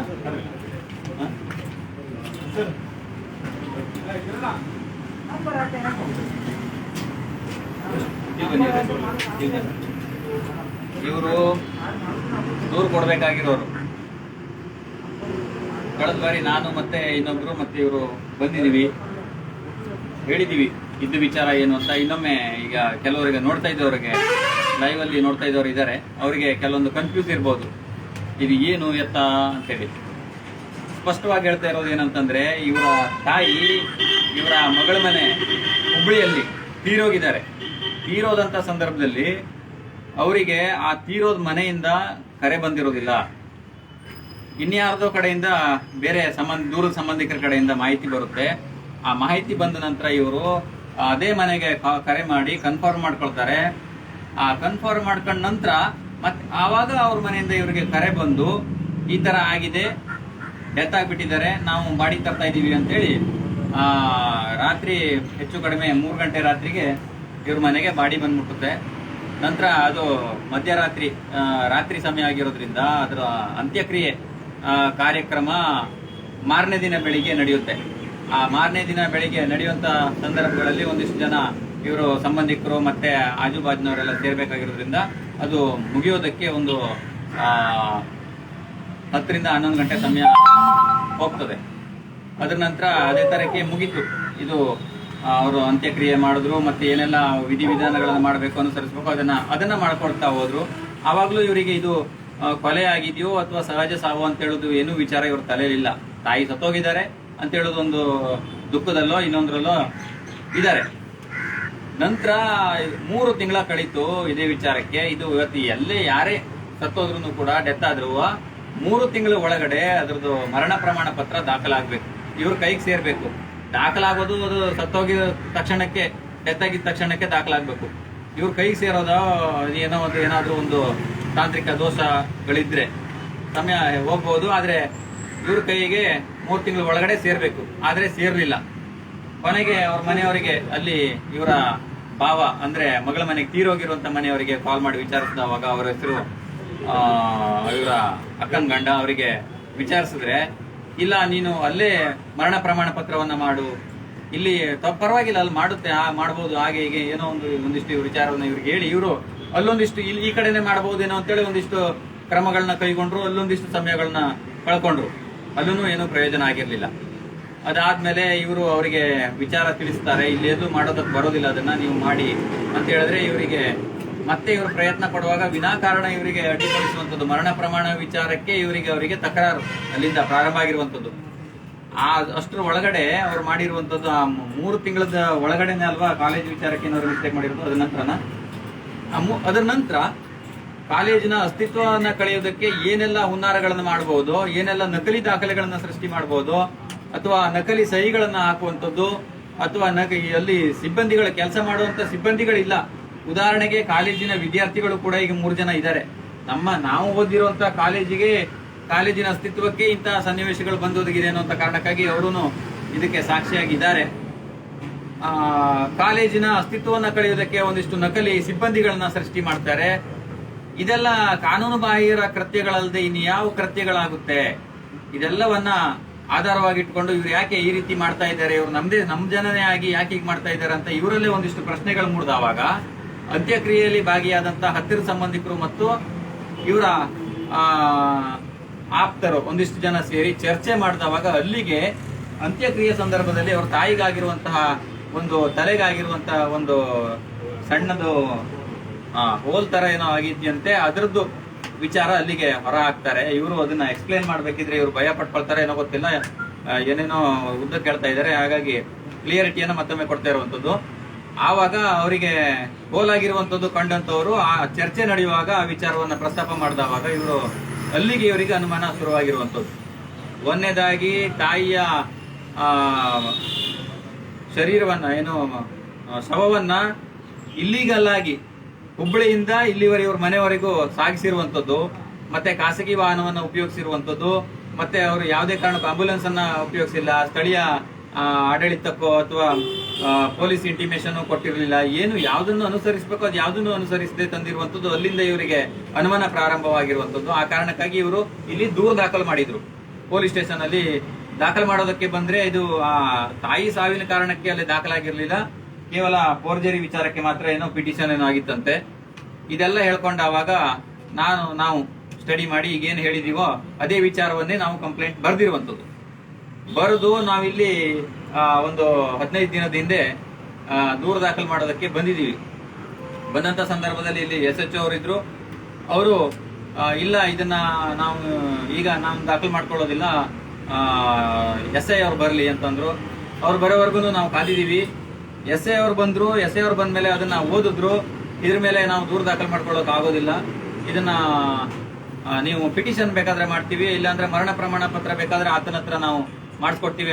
SI ಅವರ ಹೆಸರು ಏನಾಯ್ತು, ಸಂಗೀತ ಅಂತ ಏನೋ ಇರ್ಬೇಕು, ಸಂಗೀತ ಅನ್ನೋರು SI ಇದ್ರು, ಅವ್ರ ಹತ್ರ ಮಾತಾಡಿರುವಂತದ್ದು. ನಾವು ಬೇಕಾದ್ರೆ ಮರಣ ಪ್ರಮಾಣ ಪತ್ರ ಮಾಡಿಸ್ಕೊಡ್ತೀವಿ ಅವ್ರ ಹತ್ರ, ಆದ್ರೆ ಇದನ್ನ ದೂರನ್ನ ದಾಖಲು ಮಾಡ್ಕೊಳ್ಳೋದಿಲ್ಲ ಅಂತ ಹೇಳ್ತಾರೆ. ಇಲ್ಲ, ನಮ್ಗೆ ದೂರ ದಾಖಲಾಗಬೇಕು, ಇದು ನಮ್ಗೆ ಅನುಮಾನ ಮೂಡ್ತಾ ಇದೆ, ಇದ್ರ ಬಗ್ಗೆ ಏನು ಸತ್ಯಾಸತ್ಯತೆಗಳನ್ನ ತಿಳಿಸಿದ್ರೆ ಸಾಕು. ನೀವು ಹಿಡಿದು ಸಿಂಗಮ್ಗಳ ತರ ಹೋಗಿ ಅವ್ರನ್ನ ಹಿಡಿದು ಬಂದು ಜೈಲಿಗೆ ಹಾಕಿ ಕೂಳಿಸ್ಬಿಡಿ ಅಂತ ನಾವೇನು ಹೇಳ್ತಾ ಇಲ್ಲ. ಆದ್ರೆ ಸತ್ಯಾಸತ್ಯತೆಗಳನ್ನ ತಿಳಿಬೇಕು ಅಂತಂದ್ರೆ ನಾವ್ ಎಲ್ಲಿ ಹೋಗ್ಬೇಕು ಅಲ್ಲಿ ಬಂದಿದೀವಿ, ನಮ್ಗೆ ವಿಶ್ವಾಸ ಇದೆ, ನಾವು ಸರಿಯಾದ ದಾರಿಯಲ್ಲ ಹೋಗ್ತಾ ಇದೀವಿ. ಆ ಕಾರಣಕ್ಕಾಗಿ ನಮ್ಗೆ ದೂರ ದಾಖಲಾಗಬೇಕು, FIR ದಾಖಲಾಗಬೇಕು ಅನ್ನೋ ವಿಚಾರವನ್ನ ಸ್ಪಷ್ಟವಾಗಿ ಇವರು ಹೇಳುವಂತ ಸಂದರ್ಭದಲ್ಲಿ ನಾಳೆ ಬನ್ನಿ ಅಂತ ಮತ್ತೆ ಪುನಃ ಹೇಳ್ತಾರೆ. ನಾಳೆ ಯಾಕೆ ಬರ್ಬೇಕು, ನಾವು ಇಲ್ಲಿವರೆಗೂ ಕಾದಿದ್ದೇ ದೊಡ್ಡದು. ಇಲ್ಲ, ನೀವು ನಾಳೆ ಬಂದ್ರು ಅವ್ರು ಇದೇ ಹೇಳ್ಬೋದು, ಇನ್ಸ್ಪೆಕ್ಟರ್ ಕೂಡ, ಆದ್ರೆ ನೀವು ಪಿಟಿಷನ್ ಮಾತ್ರ ಮಾಡ್ಬೋದು ಅಂತ ಹೇಳ್ತಾರೆ. ಆವಾಗ ನೀವು ಒಂದೇ ದೂರ ದಾಖಲು ಮಾಡಿ, ಇಲ್ಲ ಅಂತಂದ್ರೆ ಆಗೋದಿಲ್ಲ ಅಂತ ಹಿಂಬಾರ ಕೊಡಿ ಅಂತ ಕೇಳ್ತೀವಿ. ದೂರನ್ನೂ ದಾಖಲು ಮಾಡ್ಕೊಳ್ಳೋ ಆಗೋದಿಲ್ಲ, ಹಿಂಬಾರನ್ನು ಕೊಡೋದಿಲ್ಲ ಅಂತ ನೀವು ಬೇಕಾದ್ರೆ ಖಾಸಗಿ ಕೋರ್ಟ್ಗಳಲ್ಲಿ ಖಾಸಗಿ ವಕೀಲರುಗಳನ್ನ ಹಿಡಿದು ನೀವು ಬೇಕಾದ್ರೆ PCR ಫೈಲ್ ಮಾಡಿ ಅಂತ ನಮ್ಗೆ ಸಜೆಸ್ಟ್ ಮಾಡ್ತಾರೆ.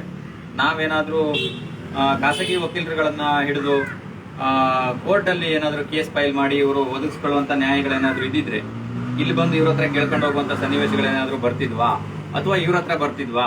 ಯಾಕೆ ಇಲ್ಲಿ ಬಂದಿರುವಂತದ್ದು? ಈಗ ಇವ್ರು ಏನಾದ್ರು ಗತಿ ಇಲ್ದಿದ್ರು ಇವತ್ತು ಬಡವರು ಹಾಗಾದ್ರೆ ಖಾಸಗಿ ವಕೀಲರುಗಳನ್ನೇ ಹಿಡಿದು ನ್ಯಾಯ ಪಡ್ಕೊಳ್ಳೋ ಹಾಗಿದ್ರೆ ಪೊಲೀಸ್ ಸ್ಟೇಷನ್ಗಳು ಇರೋದು ಯಾಕೆ? ನಾವು ಬಹಳ ಸ್ಪಷ್ಟವಾಗಿ ಹಿಂಬರವನ್ನ ಕೇಳ್ತಾ ಇದ್ದೀವಿ. ಯಾಕೆ ಅಂತಂದ್ರೆ ಇವತ್ತು ನಮ್ಮನ್ನ ಆಳ್ತಾ ಇರುವಂತಹ ಸರ್ಕಾರಗಳು ಅಯೋಗ್ಯರಿದ್ದಾರೆ, ಭ್ರಷ್ಟರಿದ್ದಾರೆ. ಇವತ್ತು ಗೃಹ ಇಲಾಖೆಯು ಕೂಡ ಇವತ್ತು ಅನ್ಯಾಯ ಅಕ್ರಮಗಳಿಗೆ ಕಡಿವಾಣ ಹಾಕದೇ ಇರುವಂತಹ ಒಂದು ಅಸಹಾಯಕ ಸ್ಥಿತಿಯಲ್ಲಿ ಕೆಲಸ ಮಾಡ್ತಾ ಇದ್ದಾರೆ. ಇದು ನಮ್ಮ ಇವತ್ತು ಜನರ ದುರದೃಷ್ಟಕರ ಸಂಗತಿಗಳು. ಇವತ್ತು ನಾವು ನಮ್ಮ ಅಣ್ಣ ಈ ಅಣ್ಣ ದೊಡ್ಡ ಅಭಿಮಾನಿ ಅಂತೇಳಿ ಇವತ್ತು ನಾವೆಲ್ಲ ಏನು ನೀವು ಇವತ್ತು ನೋಡ್ತಾ ಇರುವಂತ ವಿಡಿಯೋ ನೋಡ್ತಾ ಇರುವಂತ ಒಂದಿಷ್ಟು ಜನ ವಿಚಾರ ಮಾಡಬೇಕು. ನೋಡಿ, ಇವತ್ತು ನಾವು ನ್ಯಾಯ ಕೇಳೋದಕ್ಕೆ ಅಂತೇಳಿ ಪೊಲೀಸ್ ಸ್ಟೇಷನ್ಗೆ ಬಂದ್ರೆ FIR ದಾಖಲಾಗೋದಿಲ್ಲ. FIR ದಾಖಲಾಗೋದಿಲ್ಲ ಅಂದ್ರೆ ಯಾವ ಕಾರಣಕ್ಕಾಗಿ ದಾಖಲಾಗೋದಿಲ್ಲ? ಹಾಗಾದ್ರೆ ಇವರು ಇಷ್ಟು ವಿಚಾರವನ್ನ ಬಹಳ ಸ್ಪಷ್ಟವಾಗಿ ಹೇಳಿದಂತ ವಿಚಾರವನ್ನ ನಾವು ಇದರಲ್ಲಿ ಬರೆದು FIR ಮಾಡ್ಕೊಡಿ, ಇಲ್ಲ ಅಂತಂದ್ರೆ ಹಿಂಬರ ಕೊಡಿ ಅಂತ ಹೇಳಿದ್ರೆ ಆಗೋದಿಲ್ಲ ಅಂತಂದ್ರೆ ಮತ್ತೆ ಇನ್ನು ಎಲ್ಲಿಗೆ ಹೋಗ್ಬೇಕು ನ್ಯಾಯ ಕೇಳೋದಕ್ಕೆ? ಆ ಕಾರಣಕ್ಕಾಗಿ ನಾವು ಹಿಂಬರ ಕೇಳ್ತಾ ಇದ್ದೀವಿ.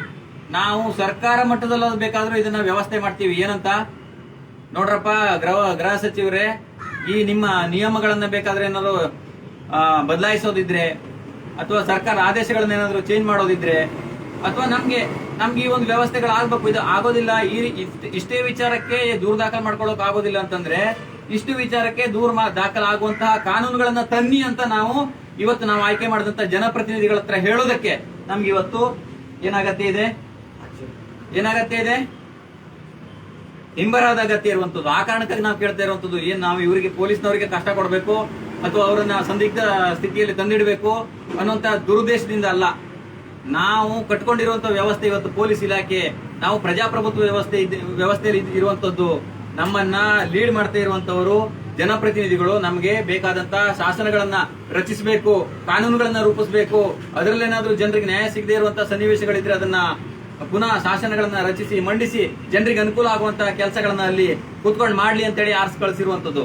ಆ ಅಂತವರನ್ನ ವ್ಯವಸ್ಥೆಯಲ್ಲಿ ಜನರಿಗೆ ಏನಿಲ್ಲ, ಭದ್ರತೆ ಇಲ್ಲ, ನ್ಯಾಯ ಇಲ್ಲ, ನೀತಿ ಇಲ್ಲ, ಒಂದು ಮಾನವೀಯತೆ ಅನ್ನೋದಿಲ್ಲ, ಕಾನೂನನ್ನ ರಕ್ಷಣೆ ಮಾಡೋರಿಲ್ಲ ಅನ್ನುವಂಥದ್ದನ್ನ ಅವರಿಗೆ ನಾವು ಸಾರಿ ಹೇಳೋದಕ್ಕೆ ಸಾಧ್ಯ.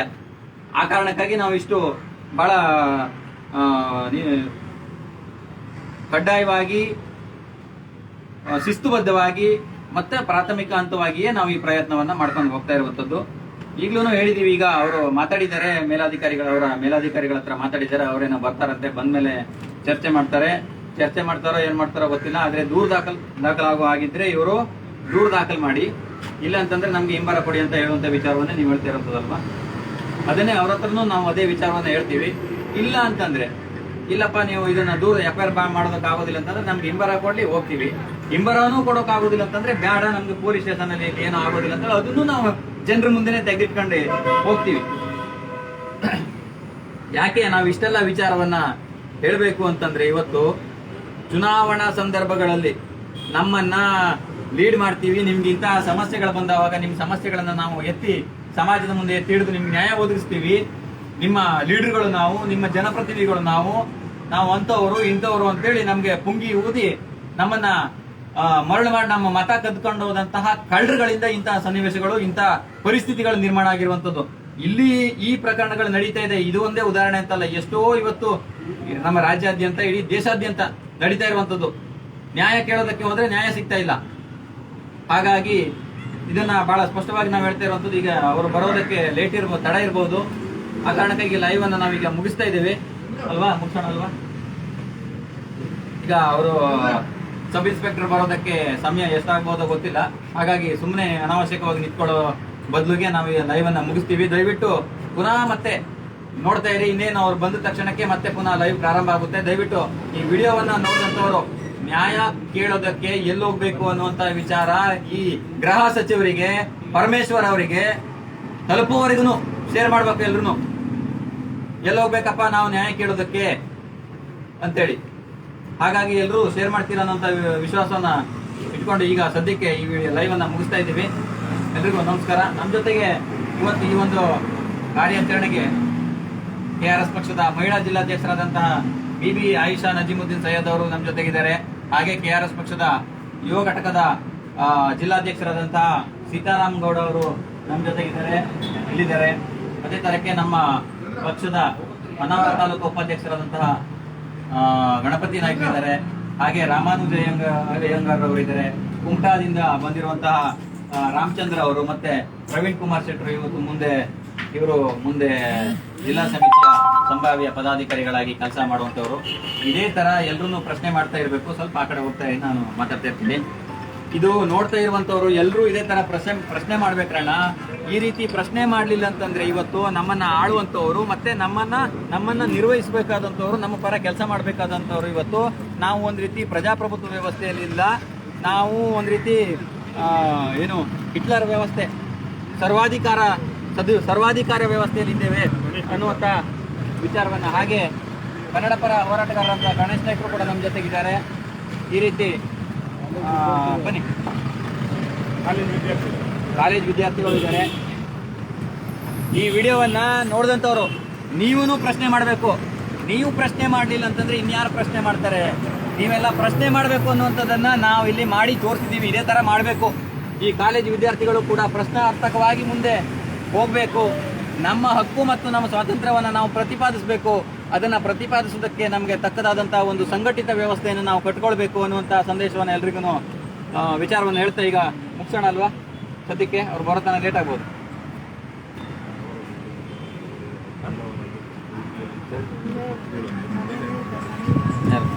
ಈಗ ಇನ್ನೊಂದು ಏನಂತಂದ್ರೆ ಇವರ ಮೇಲಾಧಿಕಾರಿಗಳು ಚಂದಾವರ ಬಂದೋಬಸ್ತಿಗೆ ಡ್ಯೂಟಿಯಲ್ಲಿ ಇದ್ದಾರೆ ಅಂತ ಹೇಳ್ತಾ ಇದ್ರು. ಆದರೆ ಅವರನ್ನ ಕರ್ಕೊಂಡು ಬರೋದಕ್ಕೋ ಮತ್ತೊಂದಕ್ಕೋ ಏನೋ ಜೀಪು ಹೌದು ವಾಹನ ಆ ಕಡೆ ಹೋಗಿದೆ. ಅದು ಏನೇ ಇರಲಿ ನೋಡೋಣ. ಬಂದಮೇಲೆ ಪುನಃ ಮತ್ತೆ ಲೈವ್ ಆಗ್ತೀವಿ ನಾವು. ಮತ್ತೆ ಅದನ್ನೇ ಸಿದ್ಧ ಮಾಡ್ಕೊಂಡು ಹೋಗ್ಬೇಡ. ನಮ್ಗೆ ಬಂದ ಕೆಲಸ ನಮ್ಗೆ ಆಗಬೇಕು. ಮೇನ್ ಆಗಿ ಒಂದು ಎಲ್ಲೋದ್ರು ಅರುಣ್ ಸರು ಏನಾಗ್ಬೇಕು ಹೇಳಿ ನಿಮಗೆ? ಒಂದು FIR ಆಗಬೇಕು. ಇಲ್ಲ ಅಂತಂದ್ರೆ ಯಾಕೆ ಆಗ್ತಾ ಇಲ್ಲ ಅನ್ನುವಂಥದ್ದು ನಿಂಬರ. ಎರಡೇ ವಿಚಾರವನ್ನು ನಾವು ಇಡ್ತಾ ಇರುವಂಥದ್ದು. FIR ಮಾಡೋಕೆ ಆಗೋದಿಲ್ಲಪ್ಪ, ಹೋಗ್ರಪ್ಪ ಅಂತೇಳಿ ನಮ್ಮ ಮೇಲೆ ಒಂದಿಷ್ಟು ದಬ್ಬಾಳಿಕೆ ಮಾಡ್ರುವ ಆಯ್ತು ಸರ್ ಅಂತ ನಾವು ಹೋಗ್ತಾ ಇರ್ತೀವಿ. ನಾವೇನು ಎರಡು ಕೊಂಬಿಟ್ಕೊಂಡು ಬಂದಿಲ್ಲ, ನಾವೇನು ಅಧಿಕಾರದಲ್ಲಿಲ್ಲ. ಇವತ್ತು ಈ ರಾಜ್ಯದ ಅಧಿಕಾರವನ್ನು ನಿರ್ವಹಿಸ್ತಾ ಇಲ್ಲ. ನಾವೇನು ಶಾಸಕರಲ್ಲ ಅಥವಾ ಶಾಸಕರ ಜನಪ್ರತಿನಿಧಿಗಳಲ್ಲ. ಜನ ಇವತ್ತು ನಮ್ಮನ್ನ ಮತ ಹಾಕಿ ನಾವು ಇವರನ್ನು ಜುಟ್ಟು ಹಿಡಿದು ಕೇಳುವಷ್ಟರ ಮಟ್ಟಿಗೆ ನಮ್ಮನ್ನು ಇನ್ನೂ ಕಳಿಸ್ಲಿಲ್ಲ. ಆದರೆ ಮುಂದಿನ ದಿನಗಳಲ್ಲಿ ನಾವು ಆ ಹಂತಕ್ಕೆ ತಲುಪೋವರೆಗೂ ನಾವು ನಿಲ್ಲೋದಿಲ್ಲ. ಆದರೆ ಇಂತಹ ಪ್ರತಿ ಅನ್ಯಾಯಗಳನ್ನು ನಾವು ಹೇಗೆ ಖಂಡಿಸ್ತಾ ಇದ್ದೀವೋ ಅದನ್ನು ಎಲ್ಲರೂ ಕೂಡ ಖಂಡಿಸಿ ಅನ್ನೋಂಥ ವಿಚಾರವನ್ನು ಹೇಳ್ತೀವಿ. ಈಗ ಜೀಪೋದು ಹೋಗಿರೋ ಲೆಕ್ಕದಲ್ಲಿ ತಕ್ಷಣಕ್ಕೆ ಬರ್ಬೋದೇನೋ ಆ ಲೆಕ್ಕದಲ್ಲಿ ನಾವು ಲೈವ್ ಕಂಟಿನ್ಯೂ ಇಟ್ಟರು ಇಡ್ಬೋದು. ಪ್ರಮಾಣ ಎಂತ ಮಾಡುವ? ಅಲ್ಲ, ಚಂದವರ ಹೋಗಲಿಲ್ಲ, ಈ ಕಡೆ ಹೋಗಿದ್ದಾರೆ ಅವರು. ಚಂದವರ ಹೋಗೋದ್ರಿಂದ ಈ ಕಡೆ ಹೋಗಿದ್ರು. ಬೇಡ ಅದೆಲ್ಲ ಮಾಡೋದು ಬೇಡ. ಸರಿ ಆಯಿತು. ಹಾಗಾಗಿ ದಯವಿಟ್ಟು ನೋಡಿ, ಮತ್ತೆ ಪುನಃ ತಕ್ಷಣಕ್ಕೆ ಇನ್ನು ಕೆಲವೇ ಸಮಯದಲ್ಲಿ ನಾವು ಮತ್ತೆ ಲೈವ್ ಬರ್ತಾ ಇದ್ದೀವಿ. ದಯವಿಟ್ಟು ಬಂದಂಥ ಸಂದರ್ಭದಲ್ಲಿ ತಕ್ಷಣಕ್ಕೆ ಶೇರ್ ಮಾಡಿದ್ದೀವಿ. ಯಾರೆಲ್ಲಿಗ ತಲುಪಬೇಕು. ನಾವು ಇಷ್ಟೊತ್ತನ ಕಾಯುವಂಥ ಅನಿವಾರ್ಯತೆಗಳು ಇರಲಿಲ್ಲ. ಪೊಲೀಸ್ ಸ್ಟೇಷನ್ಗಳಿಗೆ ಬಂದ ತಕ್ಷಣಕ್ಕೆ ಸಾರ್ವಜನಿಕರು ಗೌರವಯುತವಾಗಿ ಏನು ಕೆಲಸ ಆಗಬೇಕಿತ್ತು ಅಂತೇಳಿ ಅಲ್ಲಿ ಇದ್ದಂಥ ಸಿಬ್ಬಂದಿಗಳು ನಮ್ಮ ಅಹವಾಲುಗಳನ್ನು ಸ್ವೀಕಾರ ಮಾಡಿ ದೂರು ದಾಖಲು ಮಾಡಿ ನಮಗೊಂದು ಪ್ರತಿಯನ್ನು ಕೊಟ್ಟು ಕಳಿಸ್ಬೇಕು. ಅವರಿಗೇನೆ ಈ ದೂರು ದಾಖಲು ಮಾಡ್ಕೊಳ್ಳೋದಕ್ಕೆ ಅನುಮಾನ. ಈ ಬರೆದಿರುವಂಥ ಪ್ರಕರಣಗಳ ಮೇಲೆ ಅವರಿಗೆ ಯಾವ ರೀತಿ ಇದನ್ನು ತಗೊಂಡು ಹೋಗ್ಬೇಕಾಯ್ತು ಅನ್ನೋದೇ ಅವರಿಗೆ ಭಯ. ಕಳೆದ ಬಾರಿ ಯಾರು SI ಸಂಗೀತ ಅವರು ಮಾತಾಡಿರೋ ರೀತಿಯನ್ನು ನೋಡಿದ್ರೆ ಇಲ್ಲ, ಇದು ಆಗಲ್ಲ, ನೀವು ಹೆಂಬರ ಕೊಡೋದಕ್ಕಾಗೋದಿಲ್ಲ, FIR ದಾಖಲು ಮಾಡ್ಕೊಳ್ಳೋಕ್ಕಾಗೋದಿಲ್ಲ. ಒಂದು ರೀತಿ ದೌರ್ಜನ್ಯ ದರ್ಪದಿಂದ ಇವ್ರಿಗೆ ಯಾಕೆ ಇಂಥವರೆಲ್ಲ PSI ಆಗಿ ನಮ್ಮ ಕೆಲಸವನ್ನು, ಸರ್ಕಾರಿ ಕೆಲಸವನ್ನು ಮಾಡ್ತಾ ಇದ್ದಾರೆ. ಇವತ್ತು ಕಾರಣ ಏನು?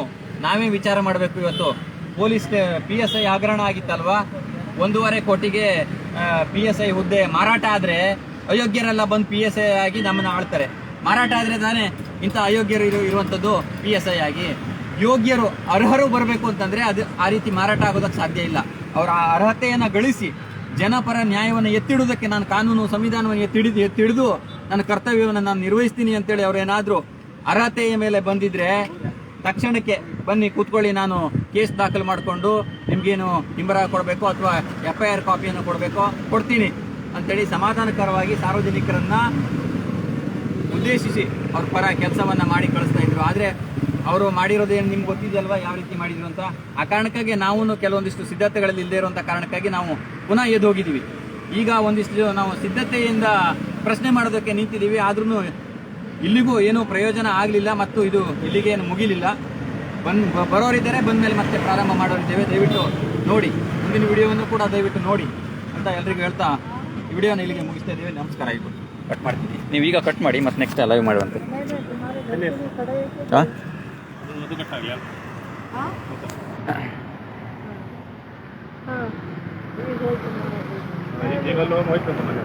ಹಾಂ ಹಾಂ ನಮಸ್ಕಾರ. ಎಲ್ಲಿಂದ ಮಾತಾಡ್ತಿರೋದು ನೀವು? ಇಲ್ಲಿಯವರೇನಾ? ಏನು ಮಾಡುವ, ಲೈವ್ ನೋಡ್ತಾ ಇದ್ದಾರೆ, ಕಟ್ ಮಾಡಬೇಕು? ಇಲ್ಲ, ಇನ್ನೊಂದು ಕೆಲವೇ ಕ್ಷಣಗಳಲ್ಲಿ ಮತ್ತೆ ಪುನಃ ಲೈವ್ ಬರ್ತೀವಿ. ದಯವಿಟ್ಟು ನೋಡಿ. ಮತ್ತೆ ಇನ್ನೇನು ಅವರು ಸಬ್ ಇನ್ಸ್ಪೆಕ್ಟರ್ ಬಂದವಾಗ ನಾವು ಮತ್ತೆ ಪುನಃ ಲೈವ್ ಮಾಡ್ತೀವಿ. ದಯವಿಟ್ಟು ನೋಡಿ. Thank you sir.